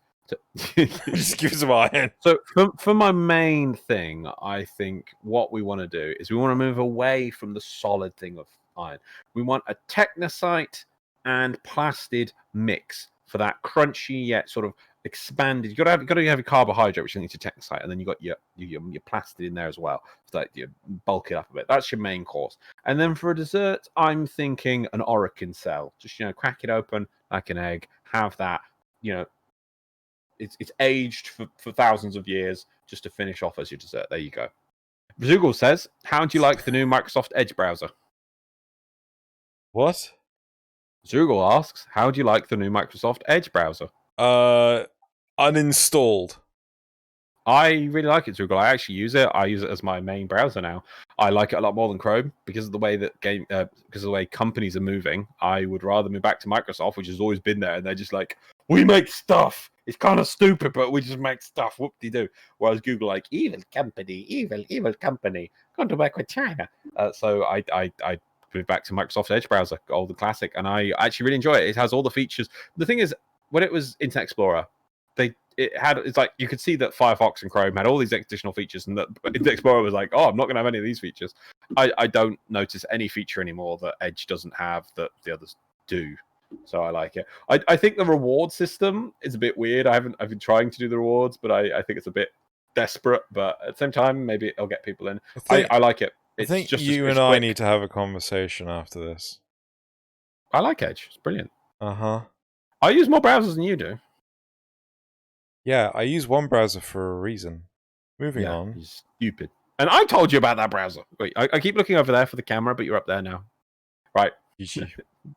Drew also asked, how much K-Drive progress did Xeno make during the Double Affinity week? You see, I've bought all of my K-Drives. Right. Now I am able... Wait, don't I have till the 12th?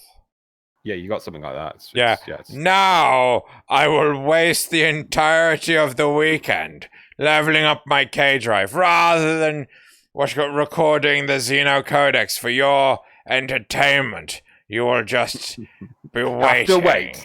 Because he can't be bothered to level these bloody K-Drives. At least I have all 4 now.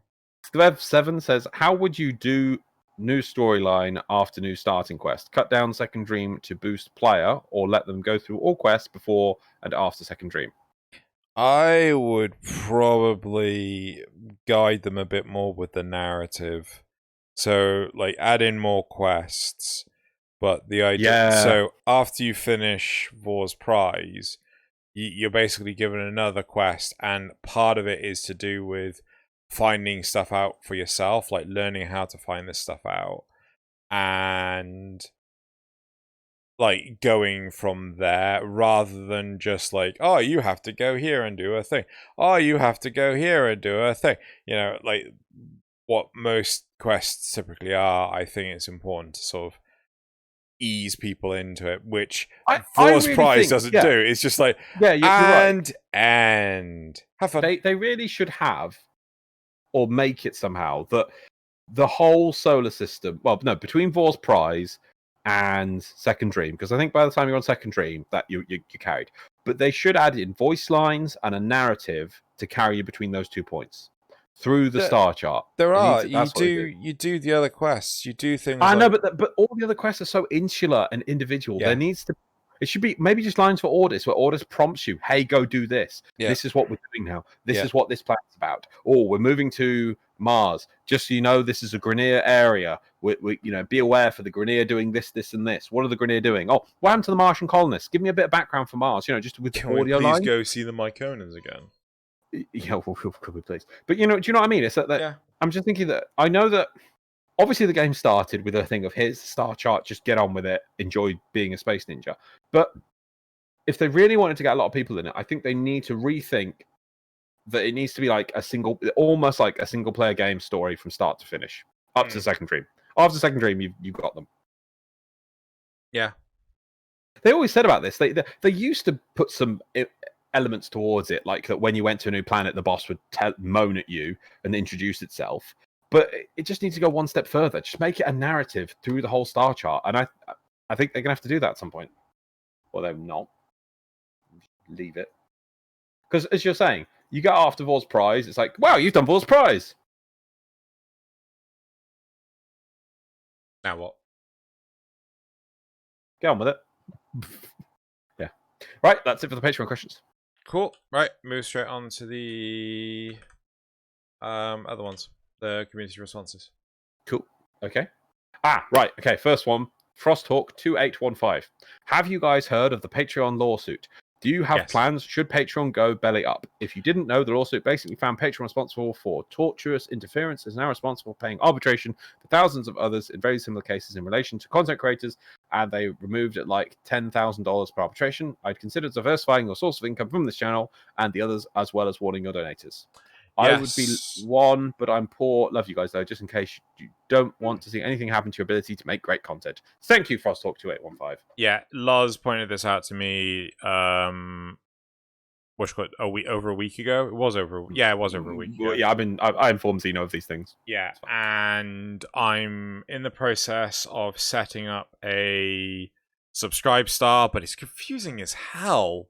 Like, the interface is really weird, and I'm also going to set up a Ko-fi account as well, because I hear you can now do subscriptions on Ko-fi, so I'll set up both. Is that the one where it's like buy people a coffee? Is that one? Yeah. So, because that used to be just one-off payments, they now support subscription. Hilariously, just before we started this, I received an email from Patreon going like, "You can now build people in multiple currencies."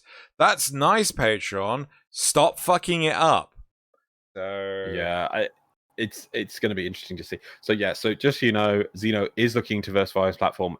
We will keep information out. If anything sudden comes, we won't leave it to the end, and I'm sure he'll do it in Xeno's Arbiters episodes and maybe Xenocodex as well. We will let people know, and Twitter, so pay attention to that. If Patreon goes belly up, he'll contact all of his patrons as quickly as he can and probably move over to a different platform. He's going to sort that out. And thank you for everyone who does support the Xeno's content through Patreon, because it allows him to do so much more and be so much more efficient in what he does. I don't think at this point he could probably do everything he does without the support of Patreon. It really is so important. Also, just to reiterate, like, none of the money comes to me, right? All of the money goes out to pay for the editors to do the amazing work that they do for the Xenocodex and Arbiters videos. So yeah, and if you lost that, I don't think you'd be able to produce 10 o'clock, an Arbiter episode every week, a Xenocodex as often as you do. You wouldn't be able to do it. Some of those have to be like one every fortnight and things like that. Maybe one every month. Yeah, exactly. Yeah, because it's just finding the time. You're a busy person, so thank you very much to everyone who does support Xeno in this way, because it literally does make the content. Yeah. And if there is any changes, we will be upfront and we will get that to you as soon as possible. So there we go. I wanted to get one in there because just in case people were wondering. Yeah. Right, let's move on to comments. So, thank you very much, Burrito Devil. Apparently, Liger confirmed that do you remember Wraith, the design for Wraith? The original had that big sort of coat. Wraith's coat is part of the frame. They just showed the new updated body. Right, so with the update. And I thought, okay, thank you very much, Burrito Devil. Obviously, that may be on Twitter or something. Yeah. But yeah, because this concept to me, I was like, wow, that looks really interesting. Here's what it looks like now. This is Necros. So if that feature, I mean, maybe if it builds up the armor as it goes or whatever, that'd be kind of cool. But just that's cool. So thank you very much, Burrito Devil.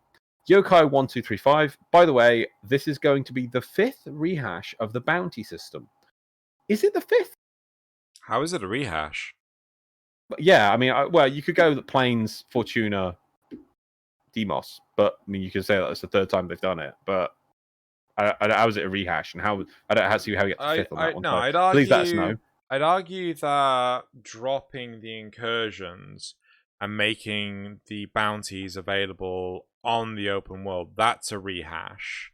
Oh, okay. But I don't see how anything else is. I could see how the Fortuna ones had the sort of success positions where you could succeed or succeed better. Yeah. That then got reapplied retroactively to the Plains. So I could see that one. And I can see that these ones seem to be a bit different in the way you go about doing them. So I can see that's 3 or 4, maybe 4. I'm not sure what the 5th rehash is, but there we go. What's the way that you do this differently?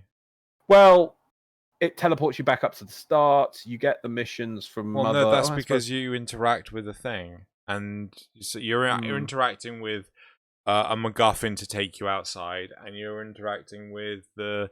Well, I'm sure they had to. Outside. They've actually reapplied the system onto this new area and made new bounties. It's a pseudo rehash, I guess. Yeah. Anyway, I'm not sure what the 5th one is, but seems I wouldn't say it's 5 rehashes of it. Anyway, Minty Twirl. For the PTC of the Heart of Demos question, I want to see it. Okay, I'm surprised I didn't put this one on hype. I want to see it as an effective stress test. I spoke for the selected parts, like running either the helmet section or just the open world section overall Demos experience, i.e. no quest, weird void letters. I mainly want the test server to act as an enlarged QA screening for some of the systems. Either way, I'm super excited for the update. I'm just worried that consoles... Oh, that's why I put this one here. I'm just worried that consoles are going to be super buggy for an extended amount of time. This is a really interesting point, because consoles are getting this at the same time. Yeah. I'm really curious about the console players. Are you a bit worried on this one? Because PC, I know we get things first, but we do kind of act as a bug testing screening system. And when an update comes for console, it allows to put multiple hotfixes together and get a more complete product. It's great, I think, that everyone is getting it at the same time, and console players must be like, yes, we're not going to be behind on this one. But I'm a bit worried that, I mean, when's it got to go for certain things? Or are they going to hit it with a hotfix right away? At least a week before. Wow. Okay. Yokai1235, the new Zephyr Deluxe, looks more like Eureka 7 mechs. I've never watched Eureka 7. I'm going to watch Eureka 7. No, don't. I have to. It's a mech show. No, just don't. I've got a man. It's not a mech show. All right. I'll give you an option. Uh-huh. Eureka 7. Uh-huh. Or Reconquista. Reconquista. You want me to watch Reconquista? Okay, I'll tell you. Okay, right. At least you can take the piss out of Reconquista, right? Yeah. Eureka 7 is just dumb. Okay. Man, what are you playing Arcwing Rise here? I've never seen that thing. What is that thing? What? Like Grenier crate. Oh, what? It's like resource containers. I've never seen this before. Are you playing Arcwing or is this? Yeah, this is Arcwing. Railjack. This is Steel Path Arcwing. Huh. Why can't we have like Railjack missions where you have to scan the crates for something? Why can't we have Railjack missions? Why can't we have Railjack content? Gameplay. Killing bloody wreck ships. Oh, anyway, moving on. I'll get sad. Right. Accentrise. To come up with an excuse for the infested Kavats, you could say that it's symbiotic, like when the first multi-cell organismus came into being, the Kavat ate the infestation, but instead of digesting it, let it live inside. Loz, do you want to feel this one?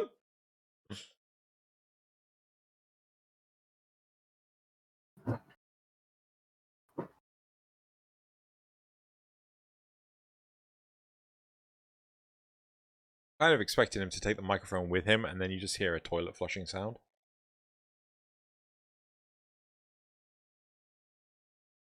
He might come back.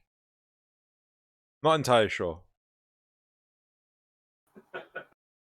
Alternatively, he may have gone... There's a lot of things in this world. Right. He may have gone to go get some cheese to see if he can symbiosis with the cheese. So I can eat the cheese. And then symbiosis. And let it live inside me. No, it's fine. Sorry, that was just very weird. Anyway, moving on. JJ24. The interactive relay was way better than just injecting the live stream into the relay itself. I did have the thought that it was kind of finicky having to hop back and forth between the game and the stream. I do have two monitors myself, but I found I would really only pay attention to one. It had a very museum tour guide feel, where you would look at the exhibits, but also listen to the commentary as well. I do feel for Joey, because if they told him beforehand they would be doing something in game, he could have been more prepared to do some of his software production magic. But they did say that they were going to do something in game. They did say they said something. They didn't say what it was going to be. Yeah, but like, no. I'm like, but the thing was, he was sat in the relay. He just didn't have the script. Like, yeah, anyway. Yeah. I really liked it. I maybe would like. I don't get why those can't stay up for longer. Yeah. Like, why couldn't they be like a museum piece? A bit like the Lavarian. I was going to say Vitruvian. Why is it when I can't remember Lavarian, I'm going to say Vitruvian. Okay. Right, so there's two last comments. One from Super Spanner. Thank you very much for the Super Spanner. I'm going to read this out to Xeno, and this is really interesting. Oh, God. What have I done? Since you brought up the topic... No, it's not... It's the thing. So since you brought up the topic of focus, I thought I should give some numbers to visualize the pain of the current focus system. This all comes from the wiki. The daily cap is 250,000 focus with an additional 500 per mastery. there really shouldn't be one. I'm totally with you on Super Spanner. Right. Oh, can you like either show me the numbers or dumb down the numbers because I will not remember the sheer volume of numbers. Oh, okay. No, it's not. There's not a sheer. Okay. Well, I'll go through. So first of all, daily cap, 250,000 plus mastery. Okay, $250,000. And it's $250,000, and it's 5,000 per mastery level, which is really nothing. So let's just work with $250,000. Yeah, we got on our heads. Yeah. The pool, which requires focus to increase so you can have more abilities at one time, caps at 177. That's per tree. Sorry. Say that again. So basically, a focus pool's capacity. No. In a focus tree, you have the capacity at the top. Yeah. That caps out at 177. So half of what you need it. No, wait, no. You said the daily cap was $250,000. No, nothing to do with the cap. You know that when you're in a focus tree, you spend points to unlock nodes, as into access to turn it on. Yeah. Yeah, you can have up to 177 capacity in a focus tree. Right. Okay, right, yeah. That's just the value, right? To achieve that requires about 12.1 million focus. Right. So you would have to run it. Was it 4 per day? 48 days? 48 days, yeah, roughly. Okay. Yeah. So it varies between schools, but max Xeneric requires 177. Yeah, so we are. So that's it. To max out all trees requires 40.5 million focus. Therefore, this is to max focus completely, you need 52.6 million total focus, because that's to unlock all the trees and get them all to max capacity, even though they don't all use it. Okay, so there's the number. So we get, let's work it for Xeno. Daily cap is $250,000. Yeah. To max out focus, completely need 52.6 million focus. But wait, no, sorry, hold on. I thought they said that it was 12 million per tree. Roughly. Right. How many trees are there? 5. 5. Right, okay, keep going. Yeah. To get the max capacity. Okay. Yeah, it's roughly about right. Okay, but still, roughly about 52 million to max focus the system completely. The example on the wiki calculates that a mastery rank 5 player will take 192 days, reaching the daily cap standing to complete the focus system. Okay. Now think back and remember how many times you earn 0 focus or just a couple of hundred. The way of earning focus is terrible. The amount you get is terrible. The cost of everything is ridiculous, and the system hasn't been updated or added to in a very long time. Most of the system isn't worth using, while some of it is mandatory just to do respectable damage against certain enemies, like the terror list. So thank you very much, Super Spanner, for putting that fish together. I get entirely where you're coming from, but from my understanding, ESO really bloody trivialized the getting your daily focus cap done. Like, I remember loads of videos. No, I don't think they did, but I remember videos of like Headshot and things getting the entirety of the daily cap done in like 20 minutes by running like a couple of ESOs or one ESO or something like that. So because focus and like but that's not an acceptable response. No, I know, but like, I'm not arguing that. Yeah, right. But what I'm saying is that I think there is this overlooked method of making sure you get your day's allotment of focus done fairly quickly, like doing one ESO and then spending the rest of the day doing something else. Yeah, it's a bother, right? Having to constantly do ESO, and I completely agree with the pair of you. Remove the cap, right? Yeah. But I do think that there is this specialized way of doing it, and I think we all agree that it's the wrong way to do it. It would have been better just to remove the cap. Ow, my hand. Yeah, more than that, I would say let's remove the cap and make the amount of focus. I mean, okay, they've made one game mode that either was intended or not intended, or is just a very optimal way of getting it.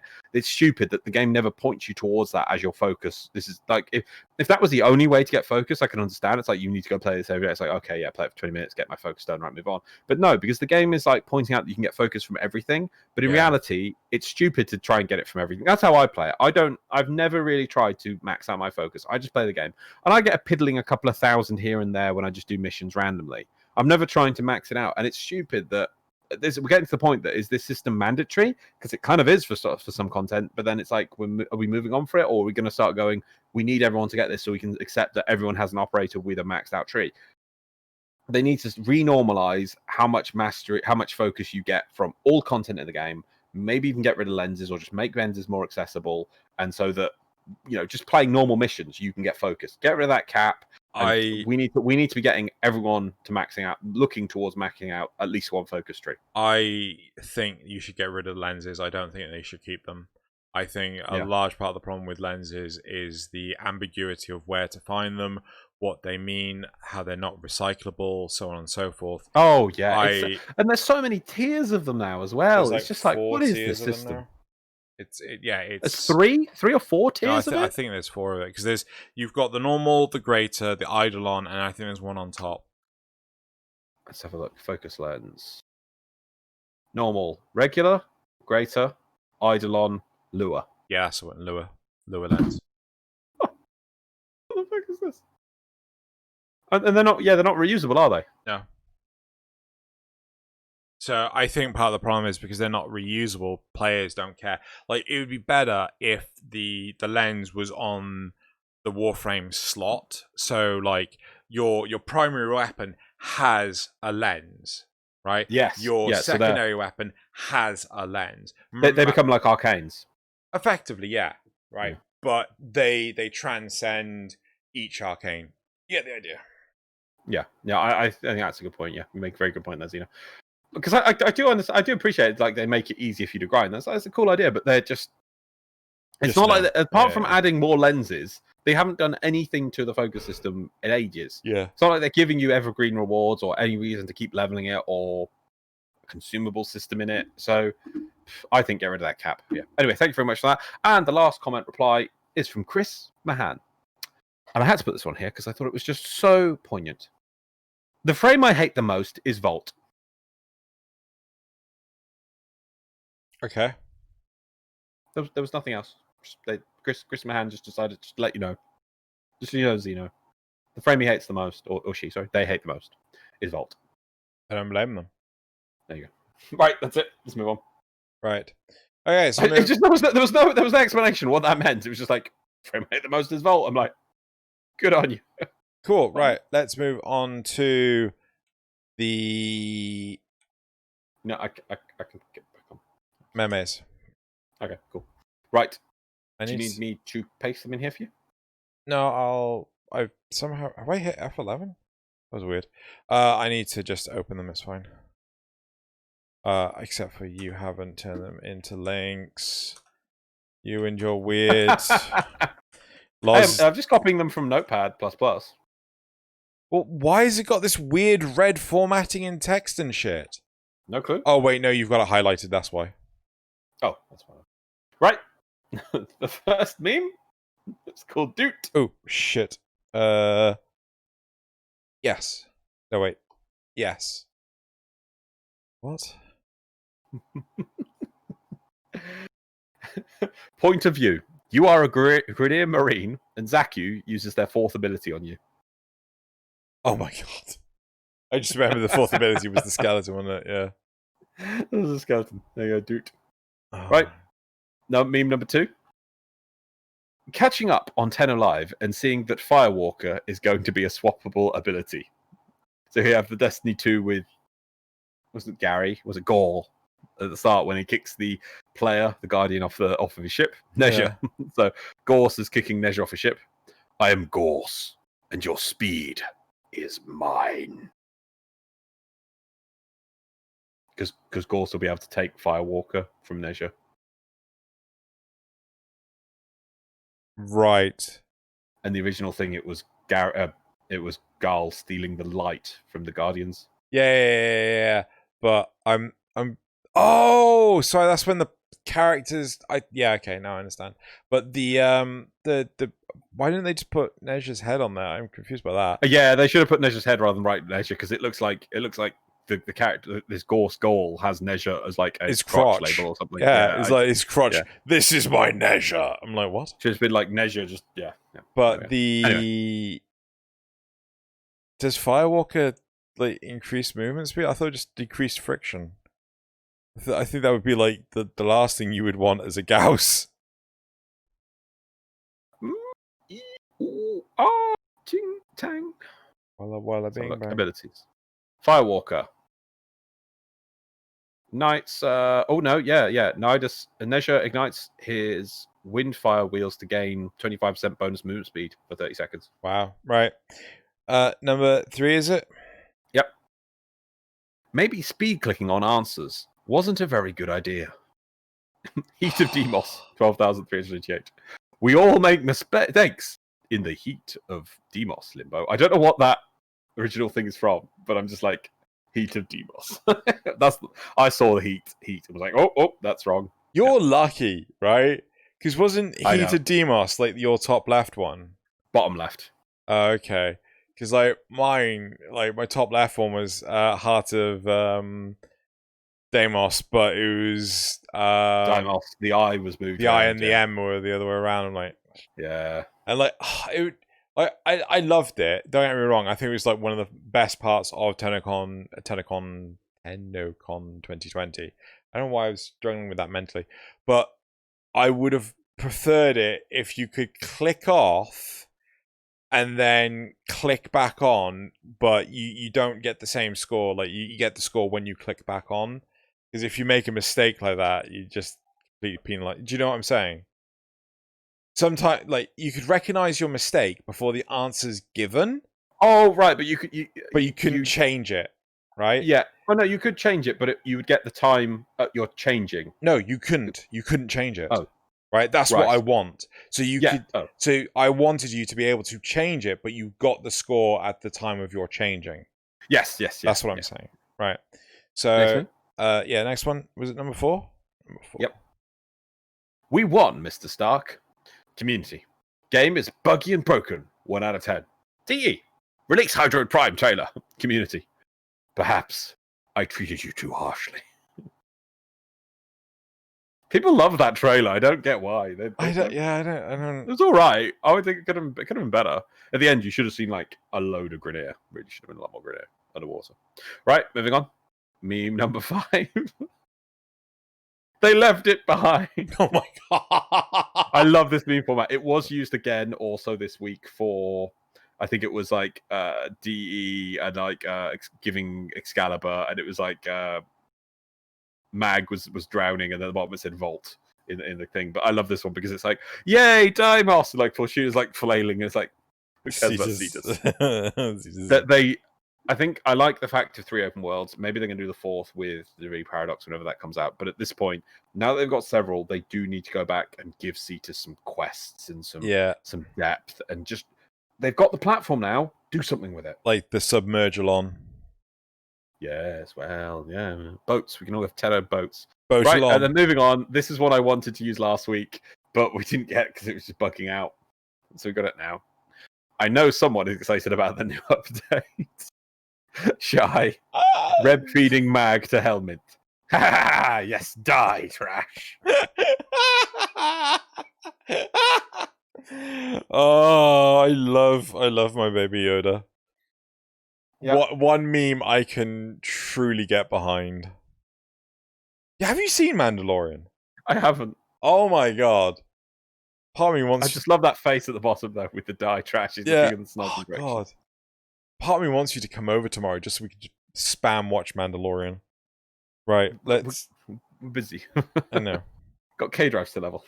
You got K drives to level. I got a. That's up for you. No, I've got a Xeno code. I'm not sacrificing their entertainment, Loz. You said you were earlier. I was being sarcastic. Right. Okay. Right, that's it for the memes. Okay. So some community shoutouts. I think we've got bonus shoutouts this week, haven't we? Yes.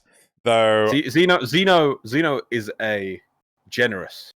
Oh, Ghost. I also Ghost? want to point out, Loz still hasn't done double memes. You don't get double memes. Yeah. I remember promising double memes. Yeah. So, I think clearly everyone should start putting messages in the comment section below saying where are the double memes. I am not a general. No, double no memes, double Loz. memes. Double memes. Right. Loz. So right.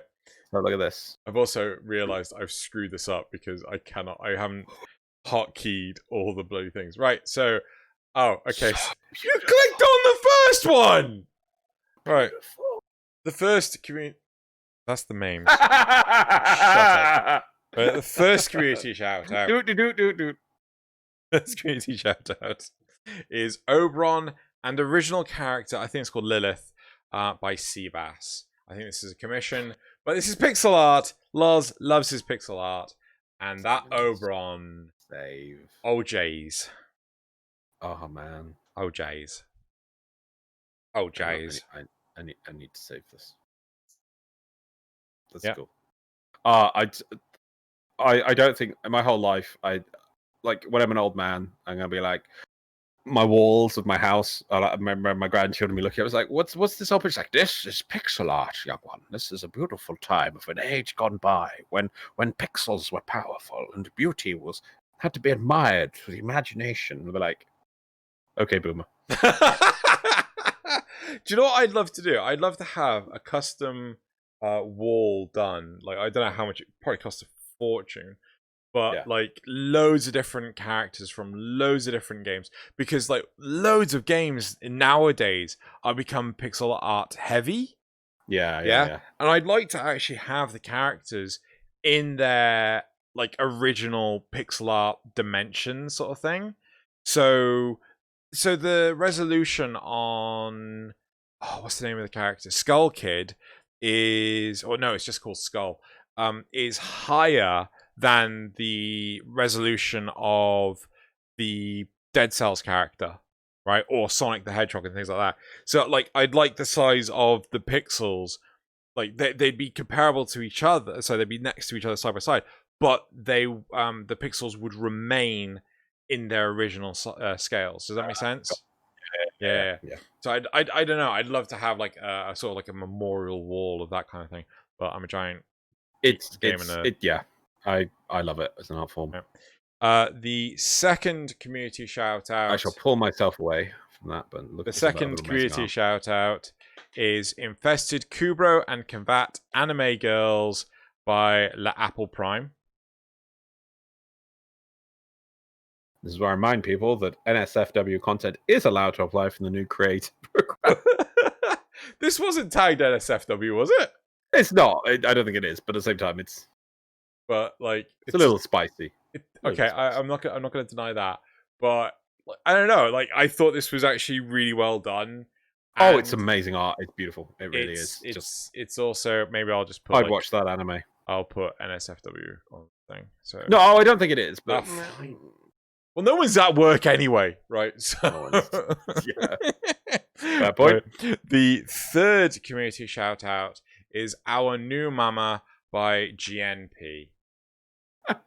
They're not wrong. They're not wrong. They're not wrong. So, right? I bet you that it's.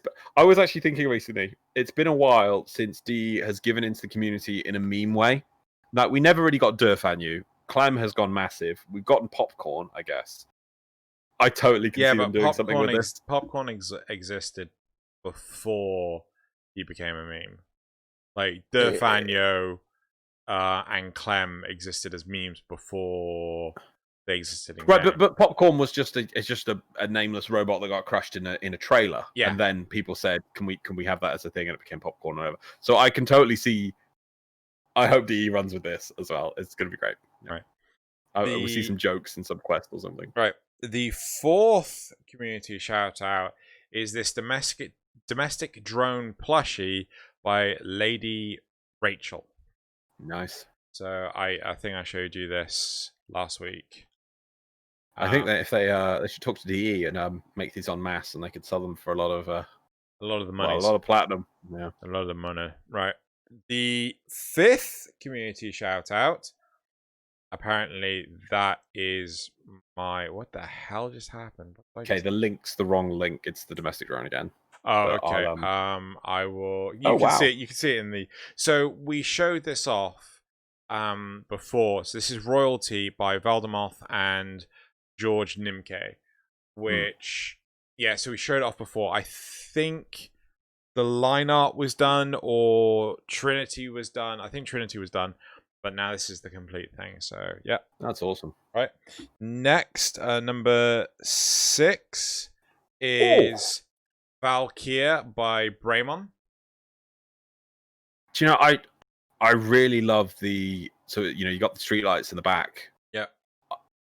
I'm going to go with the juxtaposition of the sci-fi elements versus the normality of normal times. So, there's very cyberpunk-esque sort of feeling. I'd love to see some sort of thing like this. Yeah. In fact, you know, I'd love to... It's hard to say, like, Warframe's done so many environments, but they haven't done an environment that feels lived in, like, with...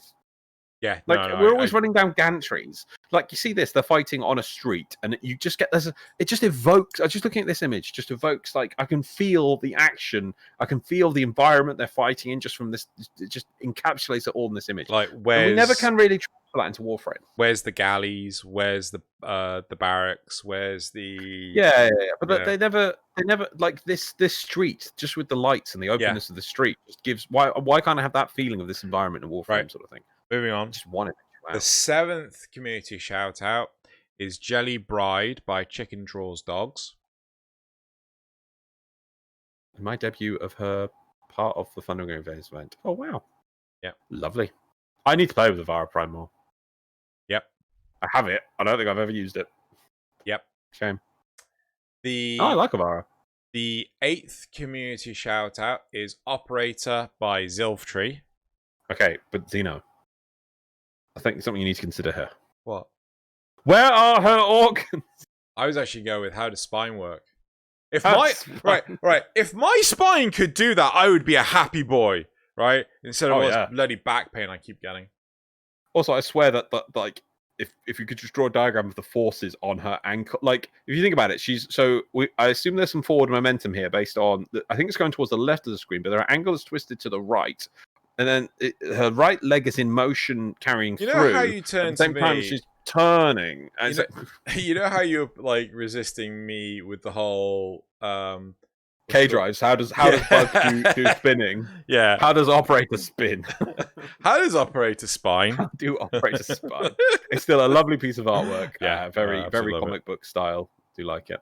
Right, very anime. And again, just point out more amazing than anything we will ever do. But I'm just like, yeah. Right, and the Crown de Resistance. I wish he had this bloody collar. This amazing Oberon. Xeno loves his pop collars.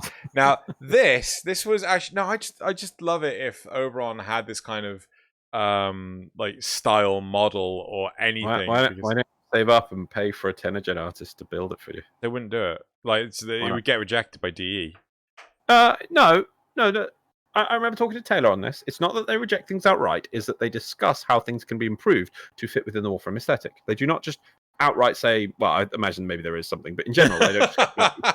But I mean, don't get me wrong, it's very coatish, and maybe it would need to have a little playthrough, but I'm sure you could get some sort of... My point... Oh, no, they don't do any Tenno Gen for the deluxe skins. Right, but the concept is the collar that you like. I mean, we could make it an Oberon skin. Anyway, it doesn't have to be the Feyark Oberon. But I kind of wanted to do a shout out on this because Andrew Singleton actually linked me this a couple of weeks ago. I wanted to do this for last week's 10 o'clock, but feel free if you actually find some amazing art on Twitter, ArtStation, DeviantArt, or whatever. You know, just feel free to like hit me up on Twitter or Discord or whatever to actually say, hey, go check this out, you know. As long as you actually link the original source. Like, if you just copy and paste it in, I'm not going to do it because I want to make sure that the original source gets the attention. But yeah, that's it, you know. So if you feel free to hit me up with stuff. Yep. Anyway, that is it for the community shoutouts. That's it for the... Oh, wait, I just realized I didn't actually hook this up, did I? yeah, so that's it for the community shoutouts. We're now going to move on to the quote. Lars didn't take the time down for the community shoutouts, did you? Well, you did the memes, and then I corrected it, and then I'm like, well, you do that. I'll find it later. I've done the quote. Uh-huh. Uh-huh. You're not going to get this one anyway. Oh, thanks. Really? Why are you giving me quotes that I have no chance of getting? Because we run out of films that we get. Films. Don't get me wrong, I'd love to, but well, I don't know. Maybe you like your old sci-fi films. There we go. So I'll help you out. It's an old sci-fi films from the year of 1980. Read it out first. No, I'm just going to start with that. Hear me, colonists of Mars. I am Vahek of the Grenier. I have come with my forces to conquer you. If you resist, I will crush you. I possess a Fomorian fleet, the most powerful ships in the universe. You cannot resist me. I want your colony to be my resource base. Your harvest comes in 7 risings of the sun. I will return then, and you will accept me as your overlord. If you do not submit, your planet and all life on it will be burned to ash. How old is this? Well, it's 20... No, sorry. When was this made? 1980. 1980. And you don't think I've seen this? Hell no. I've seen it, but... Weird film. Sci-fi. Space.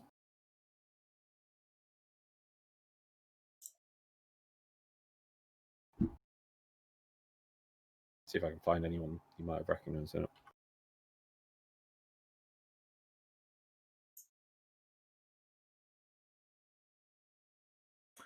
Collecting resources.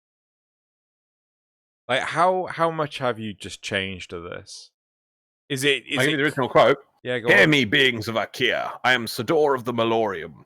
I have come with my forces to conquer you. If you resist, I will crush you. I possess a stellar converter, the most powerful weapon in the universe. You cannot resist me. I want your planet to be my colony. Your harvest comes in 7 risings of your red giant.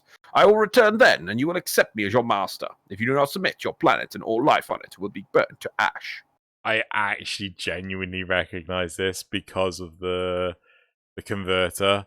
It like, oh crap, that is something that I don't know what this is. Keep going. Yeah, just tell me what it is. Battle Beyond the Stars. Wow. I may have seen it. I don't know, like this is the sort of thing that my dad will put Yeah, on. it's one of these old films that I saw as a kid, and I was like, this is a weird film. Yeah. This is a very weird film. Yeah. Very, very weird. Okay, yeah, no, it was very good though, because like I did struggle trying to identify what was the original and what was I didn't the only one that the only bit I feel that I did the changes, we said we're gonna make these weird changes now. No. My point is that it was really subtle, the change, which is good. Okay. Which is good.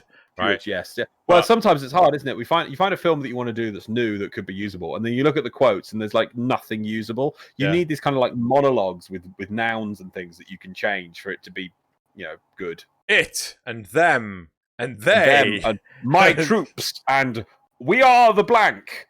We will do this. Oh no! If you had "We Are the Blank," we could work with that. But you know, Yep. We are when here. It's like, sometimes when it's like, but you need to think about our feelings and the thing that we are here, and we're going to go over there now and talk to the other people that are not going to be described, and then we will discuss our feelings.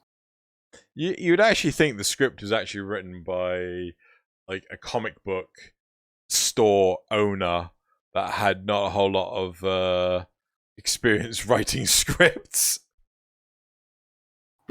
Anyway, or maybe people just don't give the quotes that we want. All that. Right, so that's it for this week's 10 o'clock. Thank you very much, everyone, for listening, and we shall see you, lovelies, next week. Please don't forget to like and subscribe. Every community shout out and the Reddit, the memes, they're in the description below. Also, please go to the description below to post on the cards from this week. Yep. I think that's everything. Yep. Patreon supporters.